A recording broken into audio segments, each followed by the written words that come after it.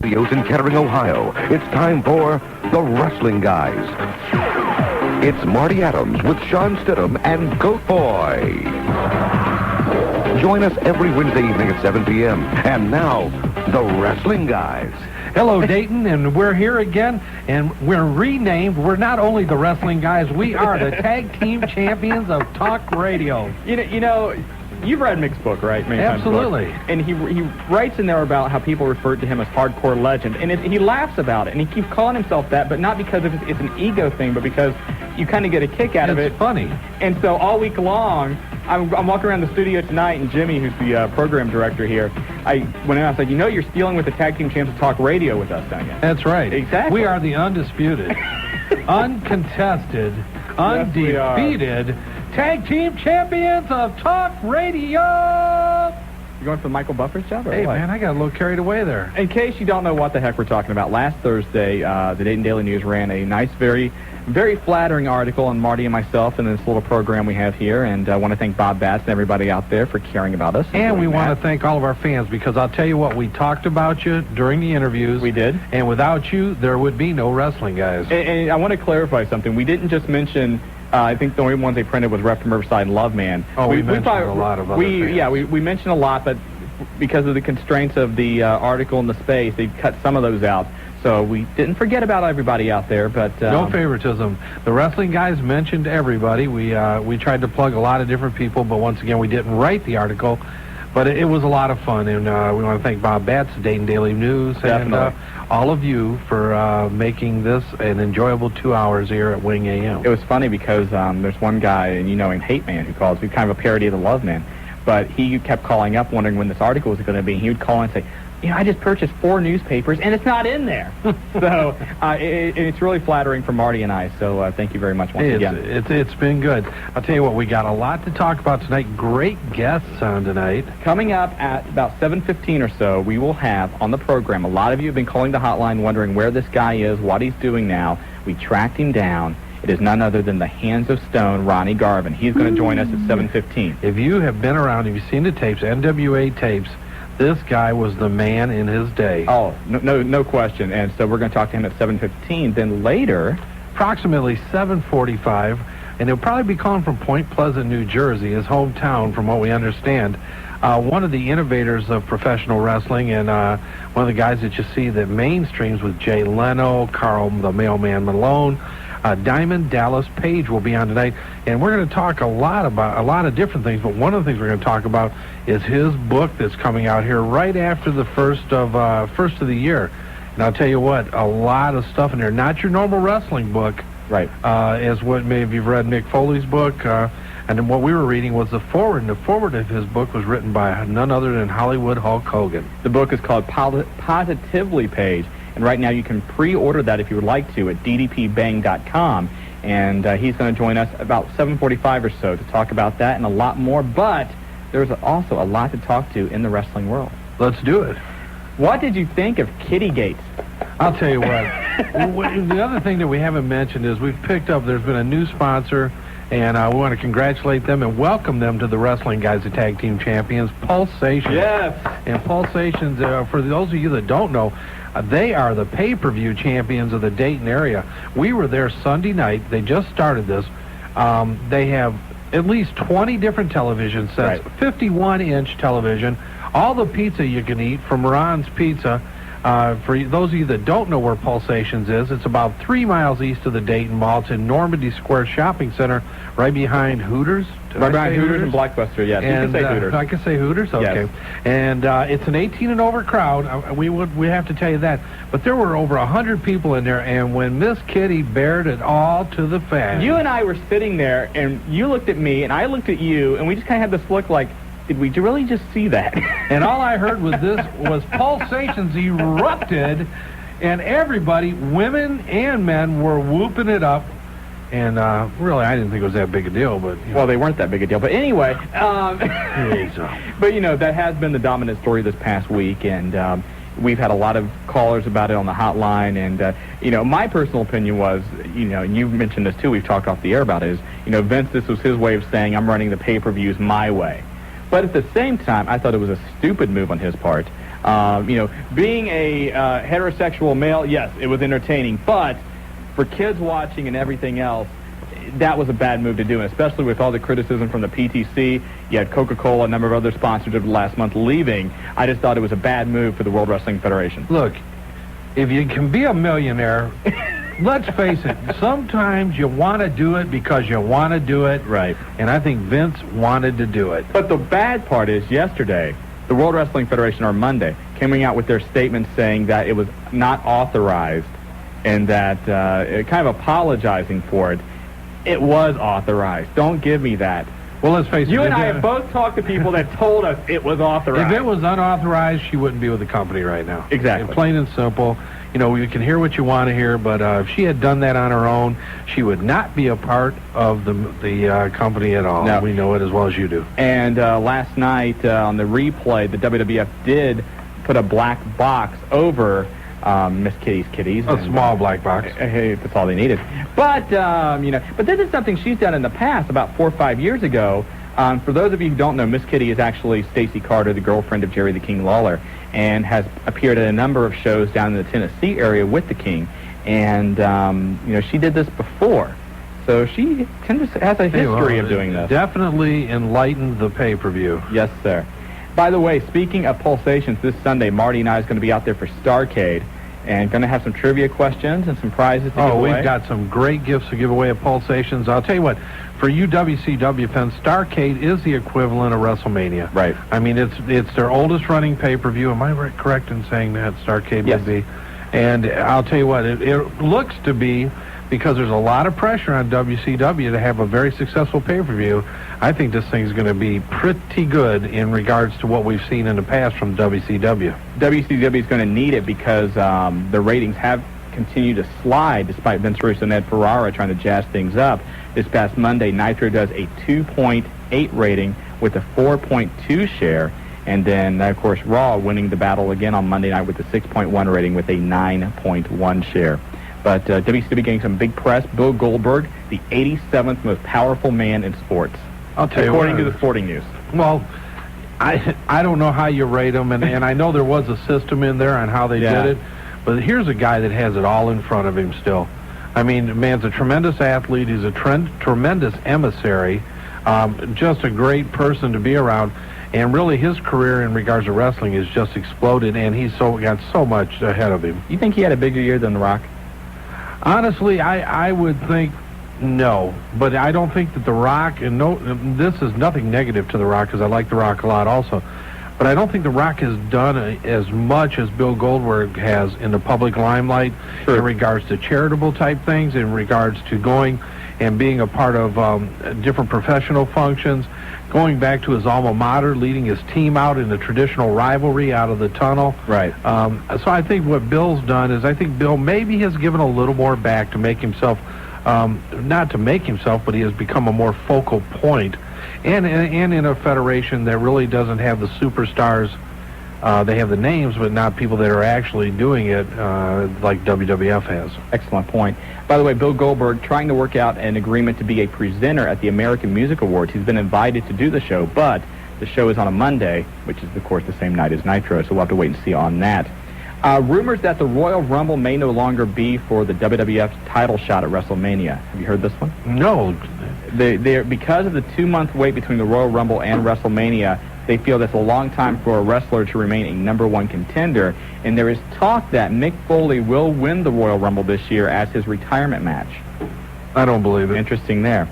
Demolition 2000, are you ready for that? Go. Rumor that Brian Adams and Brian Clark, whose WCW contracts expire in January, will be signing with the World Wrestling Federation to reform Demolition. Why? Now, of course, Brian Adams was an original part of Demolition as Crush.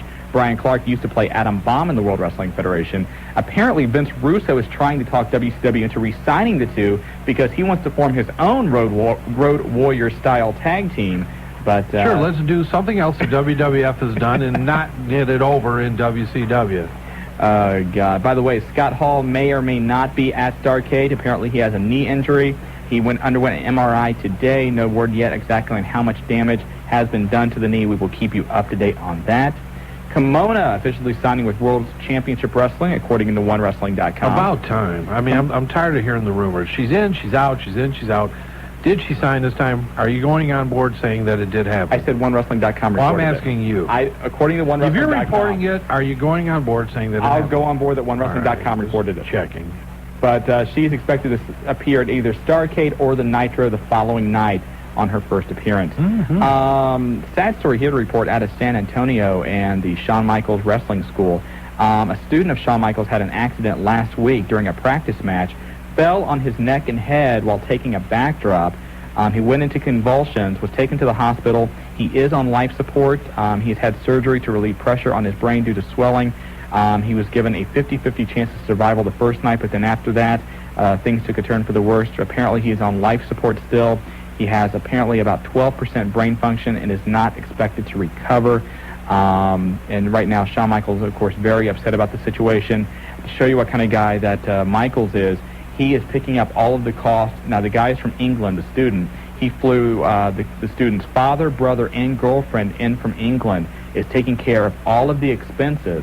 But there's talk that this is causing this, along with the falling crowds of Michaels Independent Wrestling Federation, the TWA, that this is causing a huge financial burden on Shawn Michaels, and either the school and the federation may collapse soon, or Michaels may actually get back in the ring and begin wrestling once again to earn more money to pay for all of this. But we talk so much about how dangerous this sport is, and how many times have we seen ECW guys go through 20 tables and whatnot? Oh, it's literally crazy. Here's a guy taking a backdrop, which has been a very elementary move for the last 40, 50 years, and his life right now may be over. We talk about it a lot. You're out there. We got a lot of independent organizations in the area. Training is so important. If you're out there, you're in your backyard, you think you can do those things, don't even think about it. Get the proper training, get down to Les Thatcher School, go to a school of your choice. But, these guys, you look at what happened to Darren Drozdov. I mean, even with the training, things can happen, but without it, the opportunity for something very severe to happen like this it becomes expanded. So really, we emphasize to you that if you have every opportunity, and especially with a great school in the area, get down there, take advantage of it. A couple things we want to mention to you. A lot of big shows in the area. This Saturday, Outlaw Championship Wrestling has their big benefit show for Operation Smiles. It's at the John Bryant Community Center. Bell time is 6:30. Early bell time. Get them home early. Exactly. Great night. After the show, plenty of time to still go out and eat, do whatever you want to do. But $10 is the ticket price. $5 off if you bring a new or used, not a used, but a new unwrapped toy is what I want to say. But the whole proceeds, everything, right, regardless whether you pay, you bring a toy, all go to charity. Right. Even if you give your toy and you get $5, that $5 is still going to the charity. A lot of big matches on the card. Recently, just announced, I believe, yesterday, Logan Kane is going to wrestle on the show this Saturday for them. So if you need information on that show, 229-8189 is the phone number for Outlaw Championship Wrestling. Dave Diamond and the guys ready to put on a big show this weekend. Then, January 22nd, you've got a choice of 2 shows to go to. Unified Championship Wrestling returns to National Trail High School. I'm not sure of the bell time. The UCW hotline number is 640-1921. Big Daddy Raj Cox in a return grudge match against Big Jim, the guy that broke his ankle back at the 768. And a lot of things planned for that show. Again, 640-1921. Also, the IWO is running a show the same day at the Dayton Academy of Gymnastics in Huber Heights. Double P and the boys, their number is 229-8186. They've got 13 matches on the card, $10 ticket prices. How many? 13. 13 matches. Including ladder matches. They've got a lot to plan for this show. All the proceeds going to the American Cancer Society. So once again, very good cause here. But 229-8186 if you want the information on the IWO show, January 22nd, Huber Heights at the Dayton Academy of Gymnastics. I'll tell you what, unbelievable. Things are heating up here in the Miami Valley, which we've always said. Not only that, WWF coming in on the 29th. And Road Dogg coming to Classic Cards and Collectibles January 15th. Bret Hart coming to our store in Tri-County Mall. Tickets are available. You can call Classic Cards at 743-1792. But sold-out pay-per-view WCW on the 16th down at the First Star Center. And tickets are still available for that show. Yeah, so it's going to be a great month. January just it's been so long since WCW's been in the area that taking the 30-45-minute drive to Cincinnati, I think a lot of people from this area is going to do that. So that will be exciting, too. Okay. Do we need a break yet? Yeah, let's go to a break. Hey, by the way, we got a new producer tonight. It's not Mark the Jobber. What are we going to call him? His name's Mark. You're going to call him Mark 2? Mark 2? Mark the second? Yeah, no, Mark 2. Mark 2? Yeah, it sounds like well, I'm not going to say it. Mark 2. Get us out of here, man. When we come back, the Hands of Stone, Ronnie Garvin. You are listening to the Wrestling Guys on Dayton's First Wing AM. We'll be right back, Dayton. Back, Dayton, and the tag team champions of talk radio. By the way, that was your European champion, Val Venus. Yes, it was. And we're back again, and I'll tell you what, I'm going to turn it over to Shawn because, one, you got some information about a local wrestler, and on hold on the celebrity hotline is none other than the Hands of Stone, Ronnie Garvin. But before we go to Ronnie, one thing I want to mention is, mentioned on the hotline last night that the wife beater was not working any longer with Unified Championship Wrestling. Apparently that is not the case. It's just been Beater's schedule lately has not allowed him to do that. But talked to Raj earlier today. He said that, hey, if the wife beater wants to work now and come back and work, he'd be more than happy to. Beater said the same thing. So it is possible you're going to see him back at some Unified Championship Wrestling shows. Also, he is on his way, talking about the Beater, to go down to Dory Funk's camp and work out there and do some training. So great news there. I want to wish him the best of luck as always. One of the better local wrestlers, and a lot of people follow him, so I want to make sure that we updated the career of the wife beater. Thank you very much. Now, on the Wrestling Guys hotline, 285-0991, we take a lot of questions, and we get a lot of where are they nows. Where's this guy, where's that guy? Last week, we had a ton of calls for a particular wrestler, and so we tracked him down, and we found him, and it is none other than the Hands of Stone, Ronnie Garvin. Ronnie, how are you doing? Welcome to the Wrestling Guys. Well, thank you, Shawn. How you doing? I'm doing well, and I'm here with Marty Adams, and everybody here in the Dayton area wondering what you're doing, and so give us the info. Where are you? Where am I? Well, I'm in Charlotte, North Carolina. And still working about, 12 times a year as far as wrestling, right? Oh, occasionally. I don't really know what I'm doing in the ring anymore. Well, I can tell you what, when I saw you wrestle, you knew what you were doing, Ronnie. well, that's when I was in shape. So are you saying you've let yourself go a little bit? Yeah, I believe so. I think we all do with time and age. There's no doubt about it. I mean, having a good time. That's what it means. We talked to Les Thatcher today about you, and I tell you what, he was nothing but complimentary. Is that right? Exactly. Well, that's good to hear. By the way, if you'd like to email Ronnie a question while we're on the air, thewrestlingguys@AOL.com. You can send us some email right now. We'll ask Ronnie on the air your questions. Hey, Ronnie, back in the 80s, you were one of the, unquestionably, the top stars. Everybody remembers your feud with Ric Flair, which ultimately resulted in you winning the NWA World title in a very memorable steel cage match. I believe that was in Detroit, right? You got Joe Louis Arena in 1987. Flying sunset flip off the top. That's right. You know you're wrestling. I am a wrestling guy, Ronnie. There's a 7th grader from a little town near us that told him that. Is that right? Thanks, Marty. But anyway, talk about what that period of life was like for you and what it's like, going... Because at the time, I mean, the NWA title was the title in wrestling.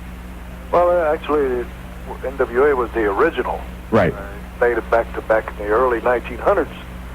And, of course, there have been some, like WWF has started in the late 50s, early 60s. Then Ringagi in Minneapolis, I forgot the name of that organization. But the NWA that's what I grew up with. That was the only wrestling alliance at the time when I was a kid. All the others didn't exist. Right. So when I became the NWA World Champion, to me that was the ultimate in professional wrestling. And right after you won the title, they ran an angle where they said you didn't have to defend the title for 40 days. What was the reason behind that? Do you know?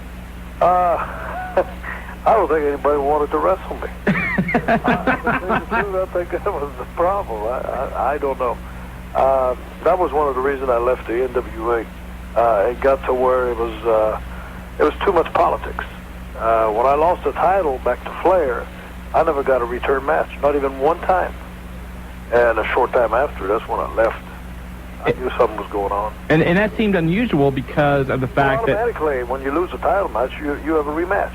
Right. That was always my understanding in 30 years that I've wrestled. But all the fans seemed like they were so into your pursuit of the title, and it was just such a great moment when you won it, because it's back in the 80s, you know, there's always been characters in wrestling, but you was I think more of an extension of your actual personality. You are the kind of blue-collar, you know, rough and tough guy that we saw on TV and in the ring. Well, basically, I was always myself. It never went to my head. I mean, I don't believe in superstars, and I think they're all basic people. I think the superstar stuff and all is it just happened. I was good at what I was doing. It's like I'm good at what I'm doing right now. I fly airplanes, and I love it, and I'm good at it. You know, one thing Les said that you're good at what you're doing. And thank you. Well, I think so.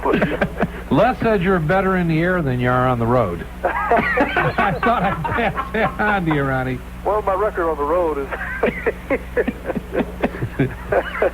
Okay, we'll leave that alone. Yeah, okay. But no, and you know what, you're right, and I think that's why so many people did, you know, take to that character, because they felt that, you know, they could identify with it. I mean, we go back, and Shawn and I were talking a little earlier, I mean, just a lot of memories from that time, and memories you when you were with the tag team with Jimmy. Oh, yeah. Well, you know, I never was much of a tag team man. In a short period, yes, but I was mainly successful on my own. I never was much of a team player for some reason. That's why maybe I didn't make it in hockey. I never was, because I played hockey for about 7 years, but I was a teenager. Well, Ron, you know, talking about that, when's the last time you dressed up as Miss Atlanta Lively? You don't continue to do that, do you? I do that at least once a month. See, Ronnie, I told him I wasn't bringing that up. No, but that was very humorous, as well as your running feud with Jim Cornette, which you had the cage matches around the country. Uh-huh. Yes. Well, it was entertaining. Mainly, I was doing it to kind of amuse myself and embarrass him. And I think it did the job. Is the match with Flair, was that the highlight of your career? I mean, is that your pinnacle, or is there another memory that you have which stands out more? Yeah, probably. I would say it was.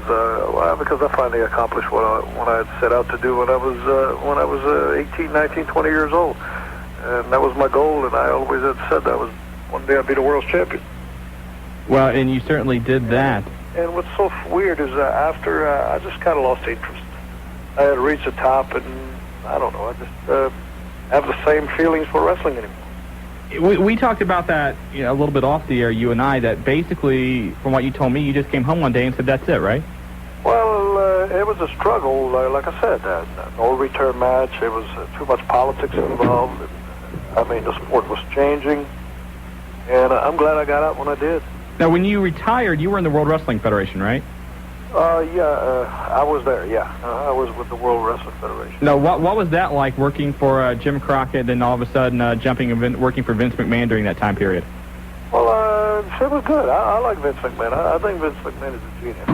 I think he's so ahead of everybody, and I respect him, because that's one thing I could say about Vince McMahon. He's a man of his word, and he'll be right up front.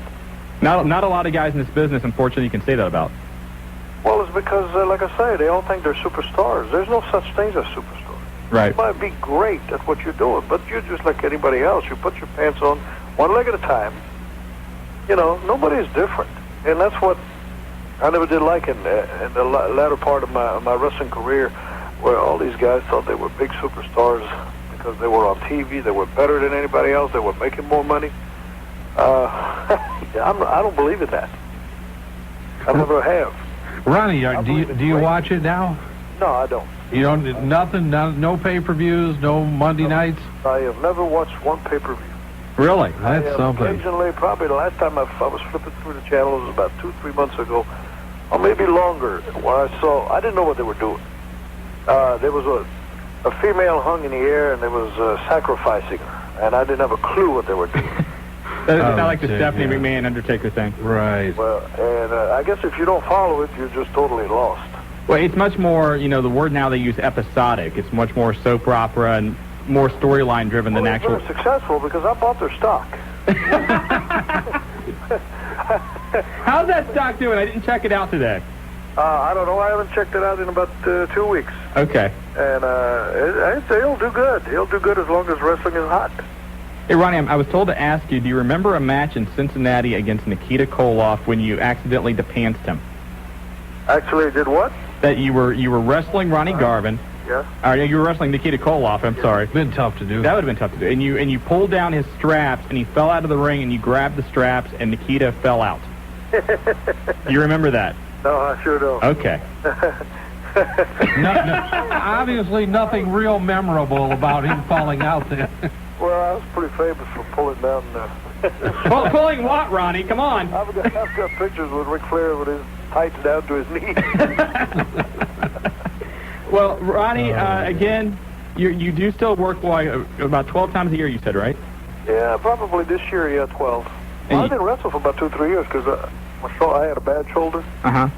Of course, with this wonderful medicine we have today and doctors and technology, they fixed me up a year ago. As a matter of fact, December 21st of last year. And everybody wants to know, do you still keep in touch with Jimmy Garvin? No, I sure don't.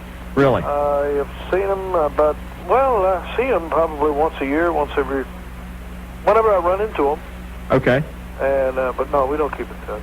But and I hate to destroy the illusion, but he was actually your stepson, not your brother, right? Yeah. Okay.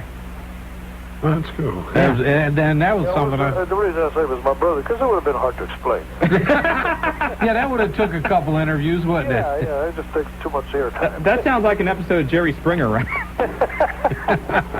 Well, Ronnie, it's great to hear from you, and it sounds like that you're loving life right now, and we want to wish you the best of luck, and it was always a joy to watch you in the ring. Well, thank you. I'm going to take this opportunity to say hi to all the wrestling fans and for all their support while I was wrestling, and I will wish everybody happy holidays. All right, we know you're in the Dayton area occasionally, Ronnie, so obviously there's an open microphone anytime you're in the Dayton area on a Wednesday night to come on in with the... If I fly in one day and I know ahead of time, I'll get in touch with you. Hey, we appreciate it, buddy. Ronnie, thank you a lot. Have a great holiday. Thank you. All right, Ronnie. Bye-bye. Hands of Stone. Right, how big was that? Oh, my God. It was huge. And just like you said, his persona, just a, down-to-earth, blue-collar, hard worker. Everybody wanted him to get the championship when he did, and I can still remember it. What was sad about that whole time is after he won the title, they immediately came out with that thing that Ronnie Garvin did not have to defend the title for 40 days leading up to his rematch with Ric Flair. And for a lot of people, that kind of, put an asterisk by his title reign, because as soon as he won the title, he didn't have to defend it for over a month. Yeah, it didn't make any sense. And nobody understood it. The thing was, he was still wrestling around the country. He was still doing house shows, and he was still making television appearances, and he was wrestling, and you could have easily, if he had been hurt, that's one thing, to make an excuse for him not to be on television or wrestling. But when the man's still in the ring and you say, okay, we're not going to have him defend the belt, unfortunately, I put a little bit of a stigma to him. Well, but, like you said, a little politics involved. Little politics there, but politics with Ric Flair. Now, I find that hard to believe. But what a great guy. I want to thank Ronnie again for joining us tonight. I'll tell you what, let's take a break. Let's do that. Mark II, are you there? Let's go to break, buddy. Hey, he's right on top of it. We may want to keep him along. Can we have two Marks in the show? Sure we can. Mark the Jobber and Mark II. I think we may do that. We need a backup Mark once in a while. Yes, we do. Since Go Boy's not here. Yeah, Goldie left us. Hey, you're listening to the Wrestling Guys on Wing 1410 AM, and we'll be right back, Dayton. And Shawn, he would have brought us back in, but he's too busy because he's looking at the Toy Fair edition of all the new stand-ups. And we've talked a lot about how Shawn surrounds himself with his little men when he goes to bed. You started this one week I'm gone, and you make this bogus statement about me having figures in my bedroom. It's legendary about you and your toys. And we know that you hunt the stores for action figures. Not true. And your wife has already told everyone that you surround yourself with your little men when you go to bed. Do you want to explain you and Pokemon cards? I can tell everybody about Pokemon cards. I have no problem. I don't surround myself with little men, though. No, you surround yourself with little Japanese characters. Hey, let's go to the caller. We've had callers on since 7 o'clock. Real quick, want to mention something. Of course, the Wrestling Guys hotline, 285-0991 is the number. Option number 3, if you call today, you get to hear the WWF SmackDown results. You love it, don't you? If you call tomorrow and press option 3, you will hear the WCW Thunder results. And all I'm going to say about Thunder is this. If you thought the days since Eric Bischoff had been let go that they were going to have stupid celebrities make stupid appearances, wait till you hear what they did on Thunder. and we're going to have it on the Wrestling Guys hotline tomorrow in option 3.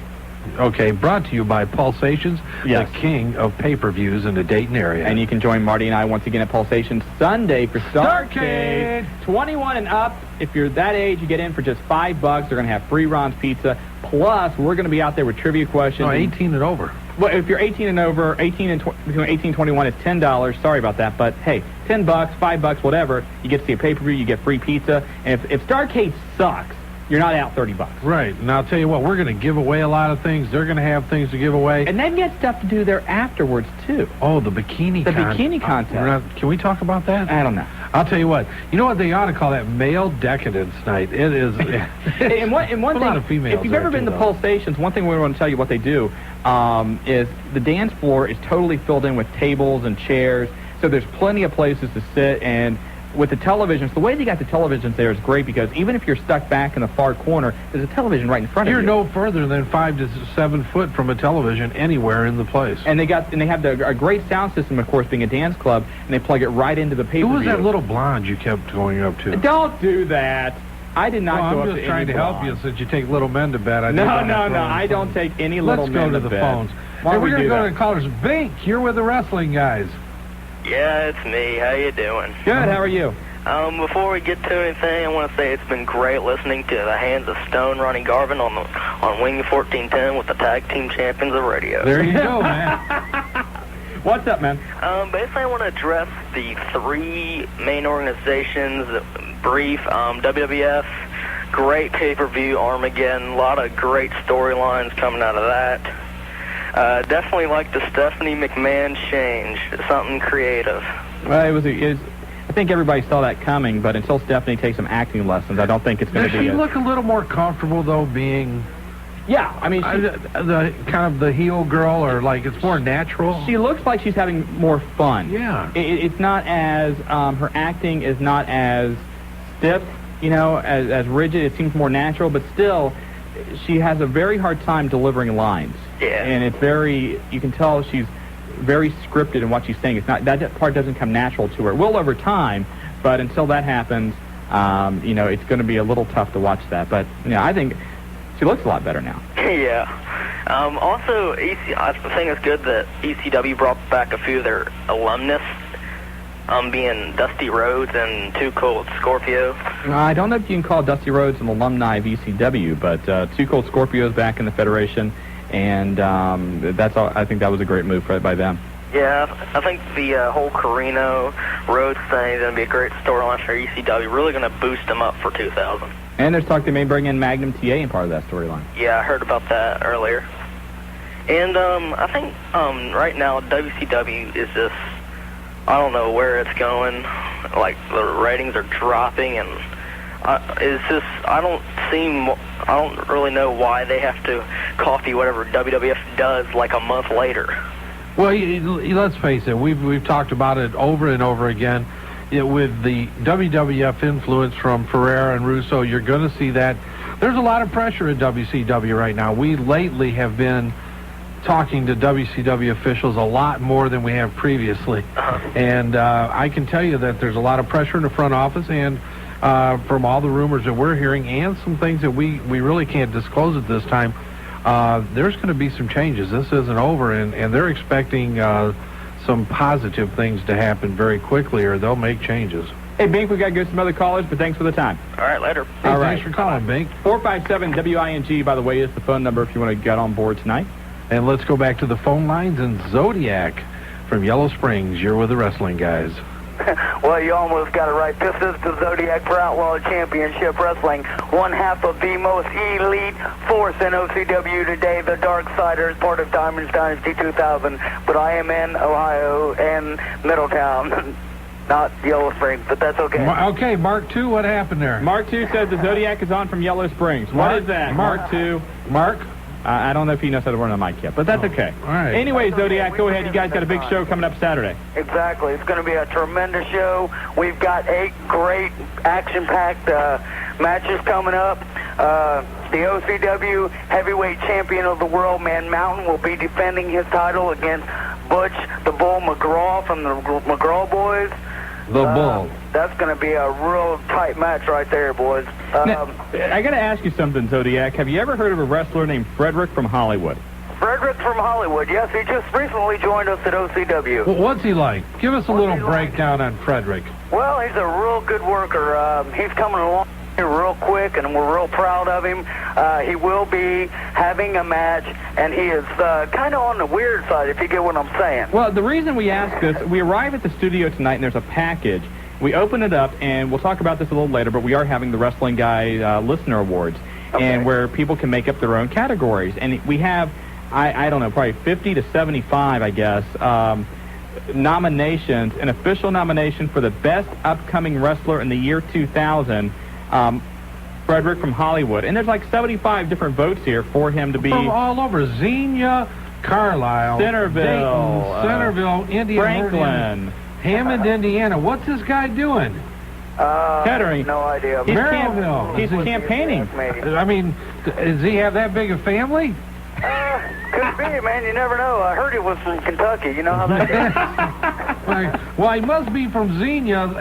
Either that or he's got a lot of aunts and uncles there. Something like that. So I guess, this isn't an official category, but, we did say people can make up their own. So I think, as of right now, he's going to be the runaway winner in that. Well, I'll tell you what, boys. I think the best storyline that's coming out of OCW right now, as of this time, would have to be the reunion of the Darksiders, which reunites me with my old tag team partner, the Lost Boy.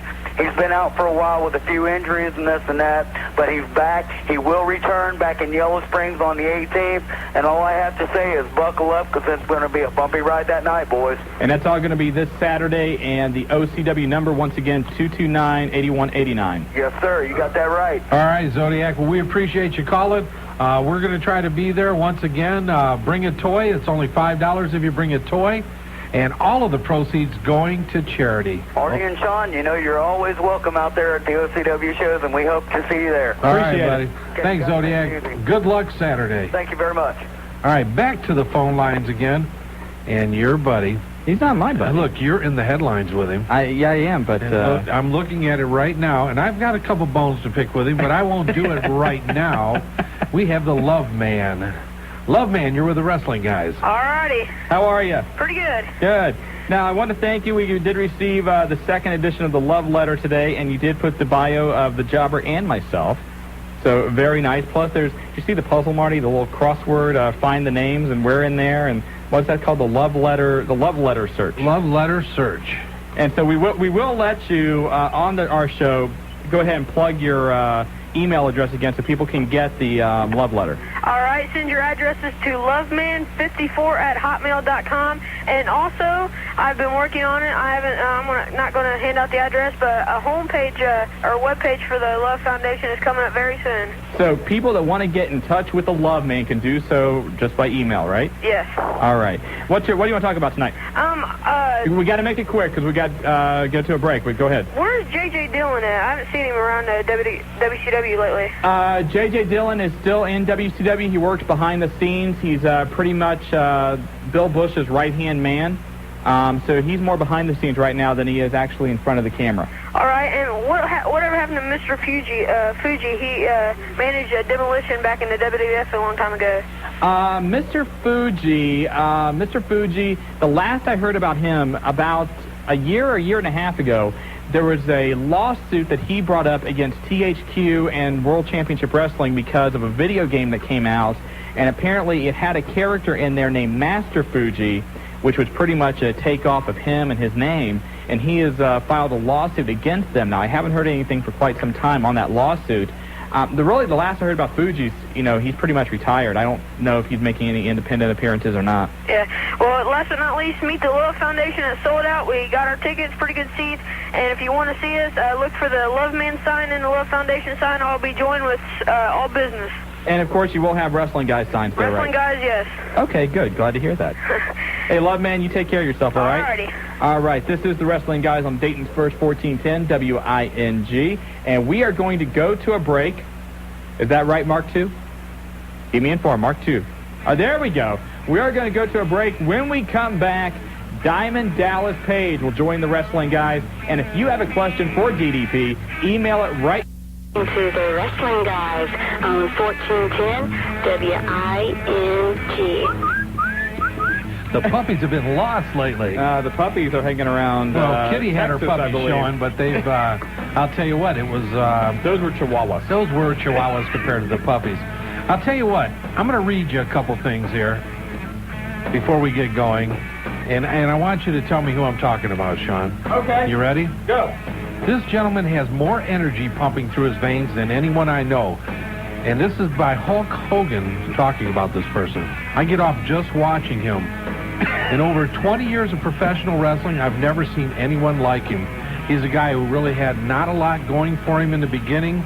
He was misunderstood, called a quack, and for a long time wasn't taken seriously. He compares him to Einstein.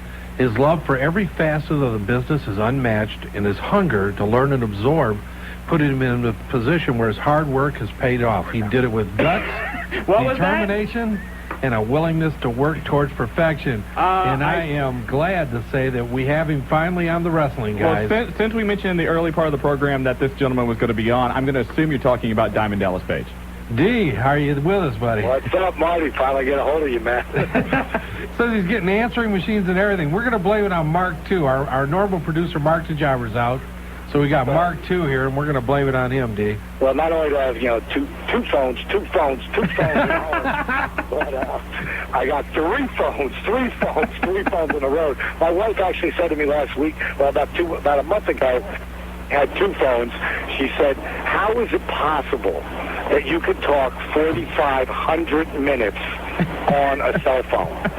You had another $1,200 phone, but I said, baby, because I'm doing all these, I'm doing all the, like I'm on the cell phone right now. I'm constantly doing all the radio interviews. I'm talking about the book when we were preparing the book. I'm talking about the new website, ddpbang.com. That's ddpbang.com. If you missed it, it's ddpbang.com.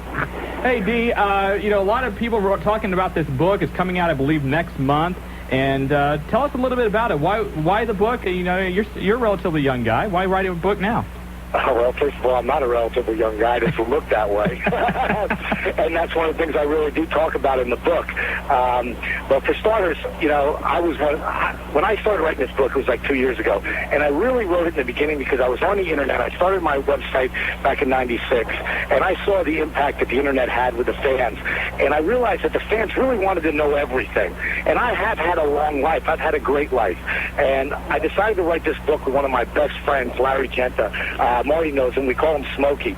And when we wrote this book, it started as a work in progress as we went through it, and it became a autobiography, which has never been written like that. It's got footnotes through the whole thing, so if you don't know what I'm talking about, we explain it to you. And we interviewed everybody from Hulk, who did the forward, right on out to guys who I grew up in the business with, like Cactus Jack, a.k.a. Mankind, Mick Foley, Stone Cold Steve Austin. I pretty much raised the Giant, now the world champion, Big Show in WWF, plus Nash and Hall and Savage and all the guys that I went through my ride with. But it takes like 8 chapters just to get into the wrestling, because I've done a lot of stuff before this. And we said, originally I thought about getting it out there, and it would help me get on all the shows to get that mainstream exposure. Well, what happened was I got on all the shows because I all of a sudden came through the top, and Savage gave me the biggest. Actually, it was Scott Hall who gave me the biggest break ever by him taking the diamond cutter at the in front of 33,000 people at the Dome in New Orleans. Right. And when he did that, and Nash went over the top, when I turned down the NWO deal, my career took off. And then Savage, getting banged at Spring Stampede, and my career just took off like a rocket after that. And then being able to wrestle with Karl Malone and become real tight friends with him, and actually wrestling him was a huge mainstream thing for me. And then the Leno thing, and the whole time we're writing this book as it's happening. And so, Leno's in it, Malone's in it, Herschel Walker when he did a diamond cutter sign. And when I say they're in it, they're not throwing out names. They're talking about the experience that they went through at the time. instead of me talking about how Scott Hall, how I really came up with his whole look that he has today, he tells the story. But how it really happened, when I called him at 2 o'clock in the morning, when he called me and his wife was pregnant and he needed a job, and I put my ass on the line to help him get a job. But it's stories like that. Obviously, a lot of people have read Cactus Jack's book, Mankind's Have a Nice Day. They read a lot about me in that, where me and Stone Cold and Jack used to run together all the time. And the stories that we had, like I had Jack originally get interviewed for the book, and then he went back and he wrote the one that I thought one of the best books on the planet as far as for a wrestling fan. And Jack calls me up after he checks, all of our, because everybody had to okay what they said for the book. Right. And when he checked everything, he goes, Paige, I hope you don't mind, man. I used the cookie stories in my book, too. I said, are you kidding, Jack?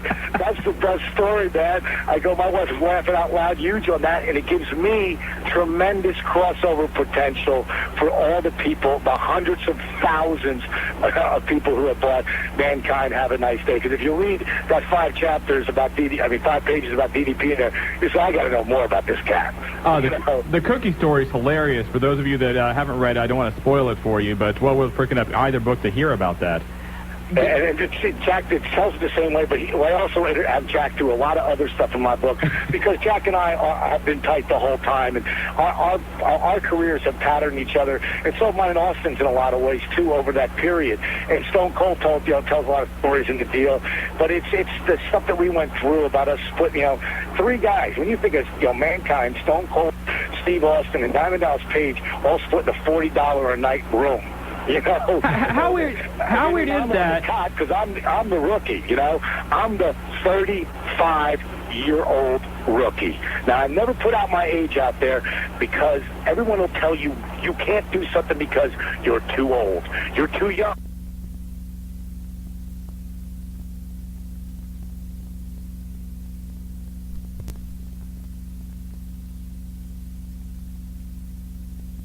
Something instead of giving you the reason why you can. Well, I'm here to tell you that in my book, the opening line says, I've been almost to the penthouse and back to the, let's say, outhouse for now. And so many times my life's been like a yo-yo. But lately the strings are getting shorter and shorter. And I make references with Smokey throughout the book about the yo-yo. And what the yo-yo is going to the bottom, picking yourself up and saying, they're not going to stop me. And this book becomes a motivational book. And that's what Positively Page is. And the reason we put it on our website, and we have an 877-DDP-BANG 24-hour hotline for people to call into, which is 877-DDP-BANG. You can call up that, or you can go to ddpbang.com. The reason why we did that is we started our own publishing company. Everything I've ever done, I've done it on my own with my circle of friends. My circle's pretty big right now, and I consider every one of them very close to me. All the people who are with me and who I've helped, and I've helped them. And together, we have started our own publishing company, Positive Publications. The first book is out, is Positively Page, the book we wrote, which is a biography, autobiography. Another book right now called Positive Affirmations for Kids from A to Z with DDP. And I plan on hopefully reading that on the White House lawn this year, like I did last year at the annual Easter egg roll that they do on the White House. Hey, I don't want to put you on the spot. I know last year you wrote The Night Before Christmas, and being the holiday season, can you give us a couple lines of your interpretation of The Night Before Christmas? What do you mean by interpretation? Just a couple lines. Yeah, I knew he was going to do this to you, Just Paige. a couple lines. I almost had the book right in the back, too. Hey, man, I'm Mr. Christmas. It was the night before Christmas, and all through the house, not a creature was stirring, not even that mouse. Get that mouse! What the hell's a mouse doing in the house?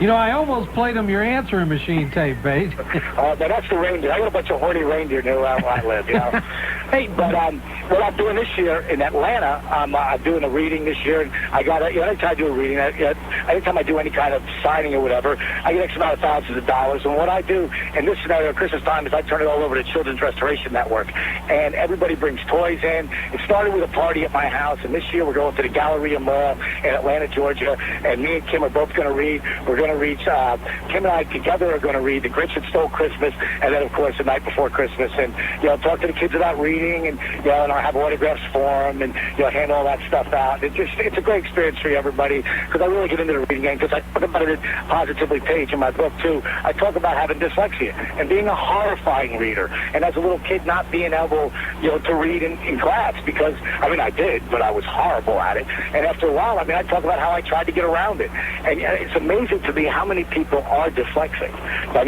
From Jay Leno to Whoopi Goldberg, these are people that I've met who I've talked to about, who have overcome their learning disabilities to becoming Muhammad Ali's dyslexic. And if you look at, these are some of the greatest orators of our time, especially, any three of those guys, but Muhammad Ali, to me, at one time being the king. Right. And a lot of places voting him now as the athlete of the century.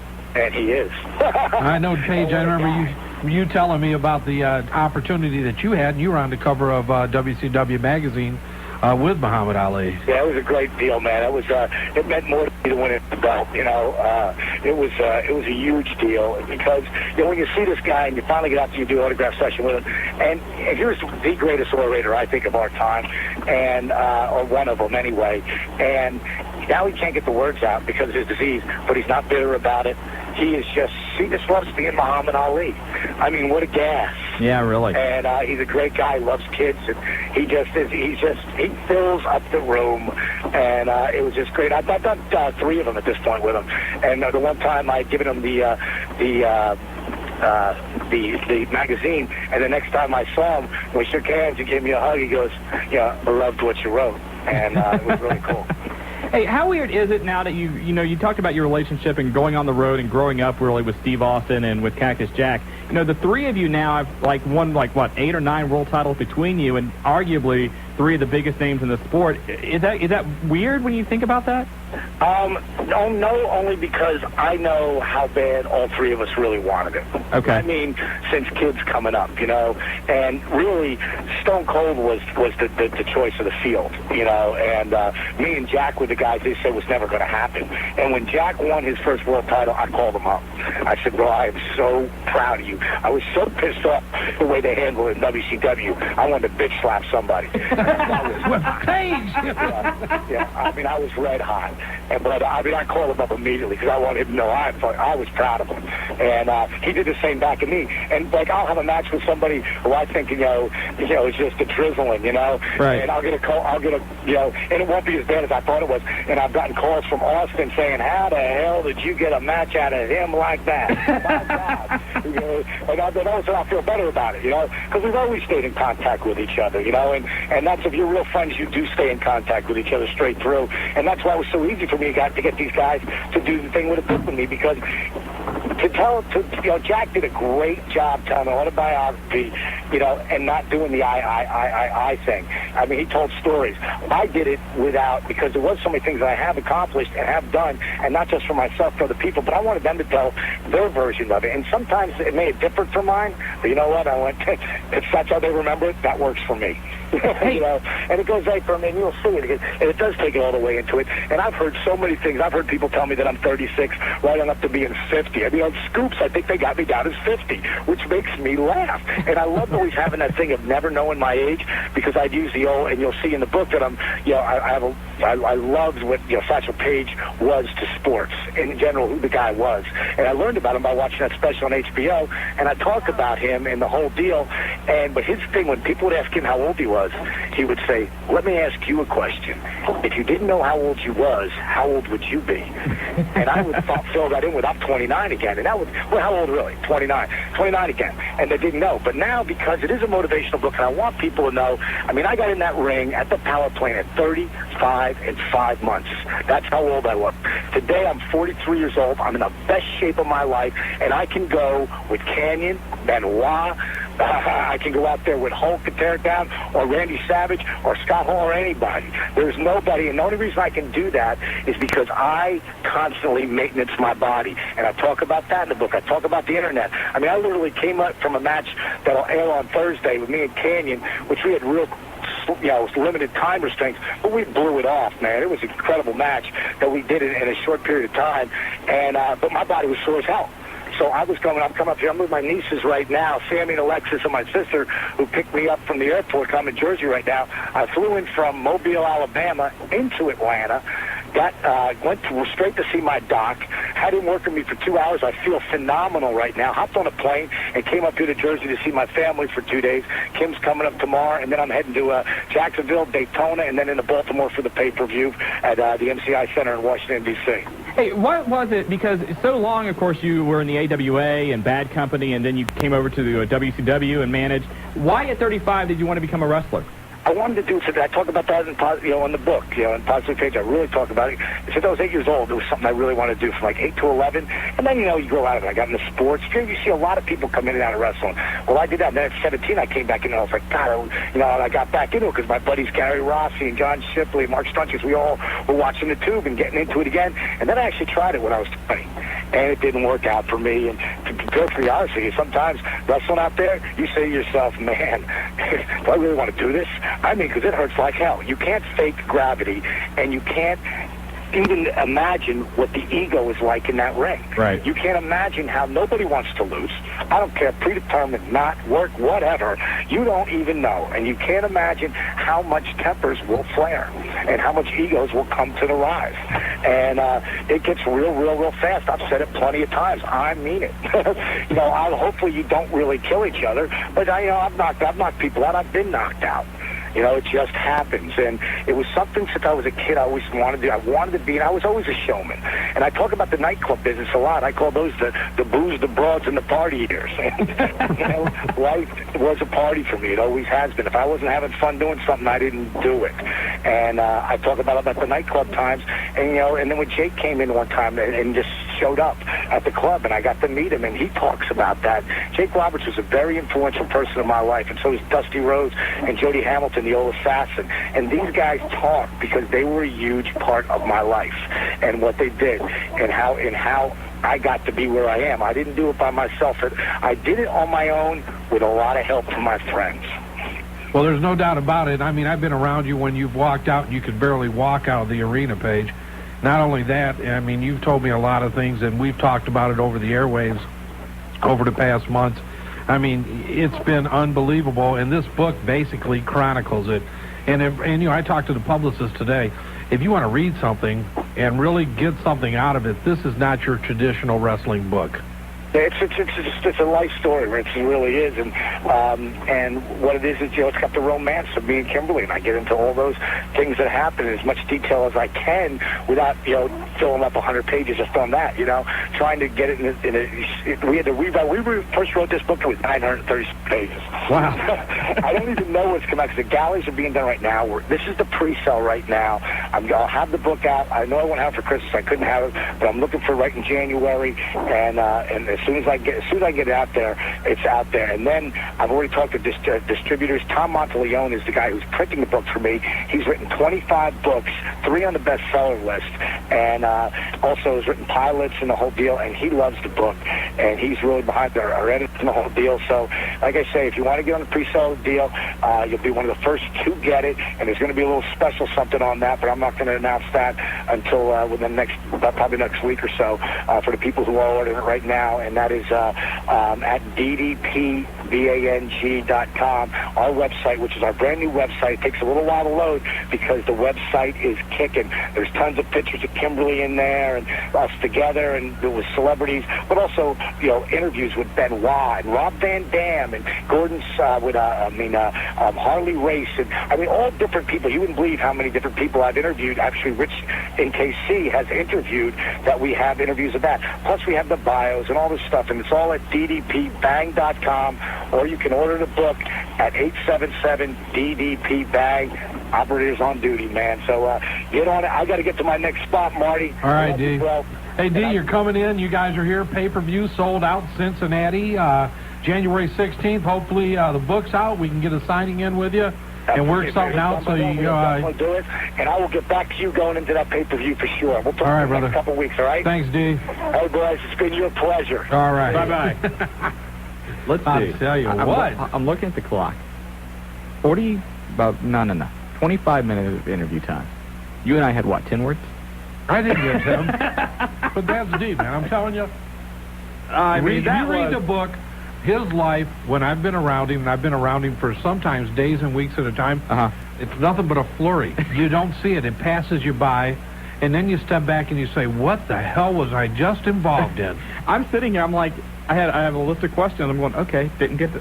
you don't get a chance, but still, I mean, his story, when you think about being, going from the nightclubs to being a manager, and then, like he said, at 35 years old, becoming a wrestler, and going to wrestling school, and then ultimately that becoming what it is today, two-time WCW champion, and, he's been on Hollywood Squares, he's been on Leno, he's doing movies. I mean, it is truly an inspiring story. There's no doubt. I mean, this guy he wakes up in the middle of the night. He's called me literally in the middle of the night.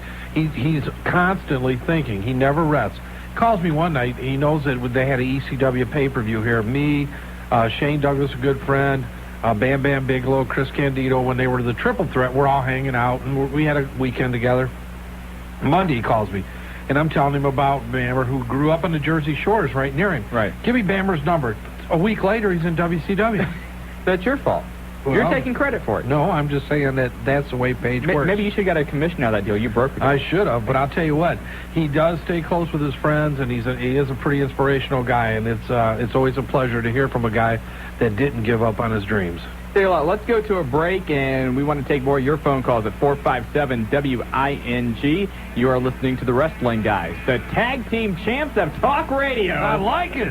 We'll be right back, Dayton. Guys, on Dayton First, 1410 WING. I am Shawn Stidham. Across the table from me is Marty Adams. I want to thank Diamond Dallas Page for joining us just a few moments ago. And the book Positively Page, if you're looking to get it, log on to ddpbang.com or 877-DDP-BANG if you want to order it over the telephone. One thing we didn't talk about is this guy is so influential in charities. One of the things he does is he has his own Bang It Out for books. Every appearance that he does, proceeds of his book go to help kids read. When he did an appearance in Cincinnati, he gave, I forget, literally thousands of dollars to St. Regis School for the Deaf for Braille books for them. And just a great guy to deal with. And Dee, we wish you the best. And want to remind you, once again, this Sunday, Diamond Dallas Page is at Starrcade, and you can watch that at Pulsations with the Wrestling Guys. And starting about, I think we're going to be out there about 7:30 with some trivia questions, with some prizes, and $5 if you're 21 and over. If you're 18 and up, it's $10. 18 to 21, $10. But still, free Ron's Pizza all night long. And going to get your free, we're going to have drawings for Dallas Page autographs, Bill Goldberg autographs. Brett Hart. We're going to have a ton of stuff out there. So join us, Pulsations, this Sunday with the Wrestling Guys for Starrcade. I'll tell you what, let's go to the phone lines. We've had people waiting. Tommy Knockout. Tommy, you're with the Wrestling Guys. I tell you what, guys, whatever the guy DDP is on, I got to go to Georgia and see that doctor. I mean, Jesus Christ. I don't think... How many words did you guys say? 4? I think 10. I think it was 10 total. Well, that's another thing I was thinking about. Everyone using these 3-letter names. DDP, RVD. There's only one that matters. That's TKO. That's it. That's why you did it, huh? I was wondering, but I just couldn't figure it out. I mean, hell, the whole time he was blabbing on, I was like sitting here half asleep. But luckily, I got my new valet Beauty here. She's keeping me up and awake, if you know what I mean. Okay. That's nice to hear. So what's up? Nothing much. Just wanted to call, and touch on, the OCW show this weekend, about what it's for. I mean, I know you guys talked about that a lot and stuff. But for Dr. Creep and stuff, the big charity. Right. I mean, I think everyone should get out there. I mean, if you don't get out there and spend $5 and put a toy in that thing, I don't think you should watch wrestling. You should call hotlines or nothing. No doubt. It is a great cause, again, for Dr. Creep and the Smiles Project. And, it's a wonderful opportunity to show exactly what wrestling can do for a community. Oh, yeah. I mean, what else, what better way to do it than wrestling? Exactly. I mean, it's the number one thing. I mean, who don't know Dr. Creep?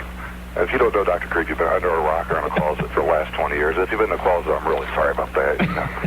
But, I don't know if I'm on the show yet, but, I am the great one. Things happen. Who knows what I'll end up doing somehow, some way. Last time I think I dove out the damn window or something. Something crazy. Well, we'll find out in the OCW hotline. And you may want to call this to find out if you're going to be on the show, Tommy. 229-8189. Yeah, well, whenever I get back in town, I'll be sure to do that. Well, you have a good time, okay? Hey, you guys too, man. Have a good night. Hey, Tommy, thanks for holding on, and thanks for calling. Take it easy on that new valet. I'll try to. All right, brother. Buddy. Okay, he's gone, so if you want to take his place, 457-WING, the phone number. And who do we have up next? Your man, the Undertaker guy. Undertaker guy, how are you? Great. I want to start out by saying one thing. You guys are God.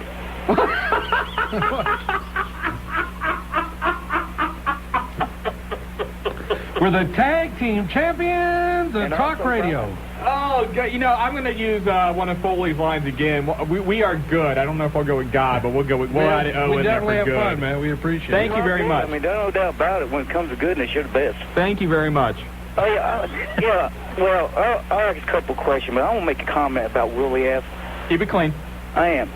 You tell that thing, that blabbermouth, that little crybaby, boo-hoo-hoo-hoo, that quit crying. He's a nerd, and he's from Dayton. I will say this. You know, we talked earlier about this, what's his name, Frederick of Hollywood from OCW campaigning to be the best upcoming wrestler in the year 2000. Don't do it. We have a stack here. And Don't do it. No, Marty, all I'm saying is, take a look at this. There is a stack here. Oh, my God, you're Look starting. at this. I'm not starting anything. Look at this. This is probably, I'm going to say 30 emails. Would you say, Marty? At least. Votes for Willie F. as Wrestling Manager of the Year. They're morons, too. I'm telling you, the votes are coming in for Willie F., and I think a lot of them are from Willie, but still, they're from Willie F., and it's just showing that he does have a lot of supporters. Well, he probably paid them off. Let's be realistic. You think he has that much money? I doubt it. He lived in Fairborn, for God's sake. Okay, go ahead. What's your question? Yeah, well, what do you think about the Mark Henry, Mae Young angle? I thought it was hilarious. It was funny. You know, it's much better than the Mark Henry bondage angle from a year or so ago, but the thought of Mae Young, scary. Well, I want to see BB boobies, but hey, I didn't get to see them. What else? Yeah, and do you think The Undertaker's going to battle with Triple H? Good question. I know that, from what I've heard, is that right now the penciled-in main event for WrestleMania is Triple H and The Rock. I think that if The Undertaker is healthy enough, that could be turned into a three-way at WrestleMania. I don't know. It depends. I mean, we've heard for the last couple of weeks that Undertaker could show up any day now, and we're still waiting for him to make his first appearance. So until he comes back, we really don't know. Yeah, but, you know, and like I said, I wish you would come back. It's boring without him. But like I said, you guys are the best, and I do want to send Willie F. something for Christmas. Okay. Well, I don't know if we want to accept that here at the radio station because of the ticking sound. But, you know, a little toilet paper. Okay. Undertaker guy, you have a good night. You too. Bye. Thanks for calling, Thank you very buddy. much. Bye. Hey, the celebrity hotline's lit up. I'll tell you what, I don't think D got off of there. Who is it? I'll tell you what, one of the guys that on the internet, probably one of the most respected names on the internet, sends reports to many of the major OneWrestling.com scoops. TWNP has his own website. BJ, back to BJ. Are you with us? Yeah, thanks a lot. Hey, buddy, BJ. you made it in. I thought you were going to say defiled or something more along those lines. No. I'll tell you what, BJ, you know, one night I came home, and I think it was it after our Terry I can't remember exactly which interview it was, but I went home that night, and I started getting on the internet, and I started seeing where, you know, it was on the internet about our show, and I called Marty, and it was the first time that was really like, you know, hey, somebody's listening to our show, and you're the guy that's been doing it for us, and want to thank you very much. Hey, no problem. You guys, I have to say that you guys probably have the best radio show as far as wrestling goes. Thank you very much. North America. I mean, I listen to pretty much everybody. At least everybody is hooked up to broadcast.com on the internet, and right. You guys are plainly the best. And well, we appreciate that. Including the WCW guy. Well, I won't mention that well, maybe I will mention that to Bob. Yeah. I mean, I like the guys that work there and everything, but, I mean, it's nice having something independent you can go to, you know, you're going to get stuff straight, so.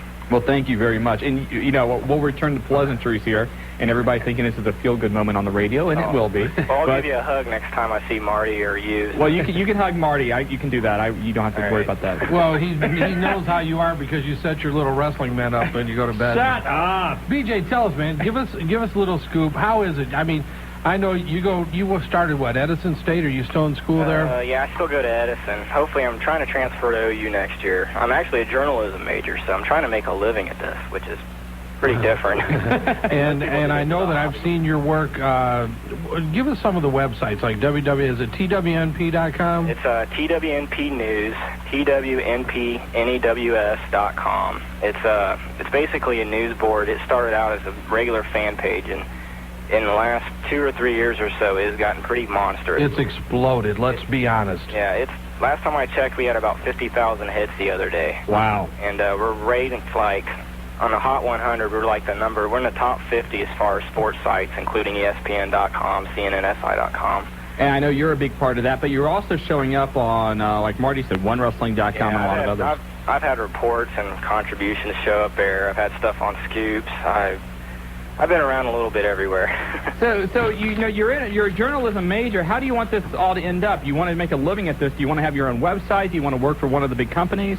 Do you even want to do wrestling? Are you more interested? Actually, I wanted to do either sports or politics, and wrestling's basically a mixture of both. Good point, buddy. So, I'm getting experience at both ends there, so everything's working out great. Well, we want to say again, thank you very much for the help you've done with us about getting the show out, and keep it up. And again, give the websites again. Plug yourself. All right, TWNPnews.com. That's all one word. And you have your own articles on there. Yeah, I got stuff there. I also run a site called TripleThreatNews.com, and that's about all I'm contributing to at the moment. But the way things are on the net, that could change any day now. So. No, and I missed it. What year are you in at school at Edison? I'm a sophomore. Okay, so you got a couple more years. I'm the oldest sophomore up there, but. Come on, buddy. And I'll tell you what, Ian Talented, and if you've read any of the articles that he's written, and a lot of very insightful articles on the business, you'll know this guy, for a young man, is probably one of the most knowledgeable guys working on the internet. Well, thanks a lot. I really appreciate it. Thanks for having me on. All right, BJ, as always, thanks a lot, buddy. Look forward to talking to you. One thing we didn't mention is BJ, in conjunction with some of the other people at TWNP, are developing Al Snow's own website. So look forward to seeing that and pumping that on here also. All right. Oh, and one other thing, if any indie people are out there listening, I'm starting to put out an indie report. If they if they're on the net or anything, my email address is looney, LOONIE at TWNPnews.com. If you send me anything, I'll be happy to put it up. I'm sure you're going to get a barrage now of emails about that. Well, I hope so. The report's a little slim right now, but... Not a lot of news, is there? What's that? Not a lot of news right now, is there? It's kind of slow. I basically like to write. It don't have to be just pure news. Right. I can write. Like, I just did a thing on Most Innovative Wrestler of the Decade. I picked Brian Pillman. I spent time working on that. And, I can usually find something to write about, whether it's news or something else. Well, BJ, thank you a lot for, again, all the work, and keep it up. Okay, well, thanks a lot. Thanks, BJ. Anytime. Hey, he mentioned about the Most Innovative Wrestler. One thing we want to mention, I don't think we've done it yet, is this is the final week you can vote in the 1999 Wrestling Guy Listener Awards. And what you do is we are taking votes on Wrestler of the Year, Tag Team of the Year, Match of the Year, Storyline of the Year, Independent Wrestler of the Year, and who you think the Caller of the Year is. We added that one in last week. Email it to the Wrestling Guys at AOL.com or mail it to the Wrestling Guys, care of 1410 WING, 717 East David Road, Dayton, Ohio, 45429. Also, you are more than welcome to come up with any other awards you can think of, funny, stupid, serious, whatever you want to do. And we have a lot of prizes next week we're going to give away. We have a Nintendo 64 with WrestleMania 2000. We've got other copies of that game. We've got the WWF Encyclopedia Volume 1 for your PC. We've got Mankind's autobiography. We've got autographed stuff. 8x10s that we're going to give away.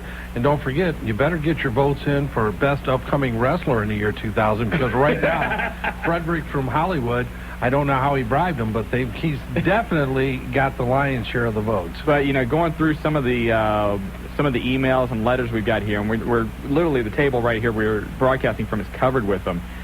We've got votes for Best Performance by a Band on a Wrestling Show, going to Kiss, because this stunt got Eric Bischoff out of WCW. Great line. That was from The Masked Bomber. But also awards for the worst costume, most improved wrestler. What else do we have over here? We've got ugliest female, manliest female, best announcer, best and worst butts in the business.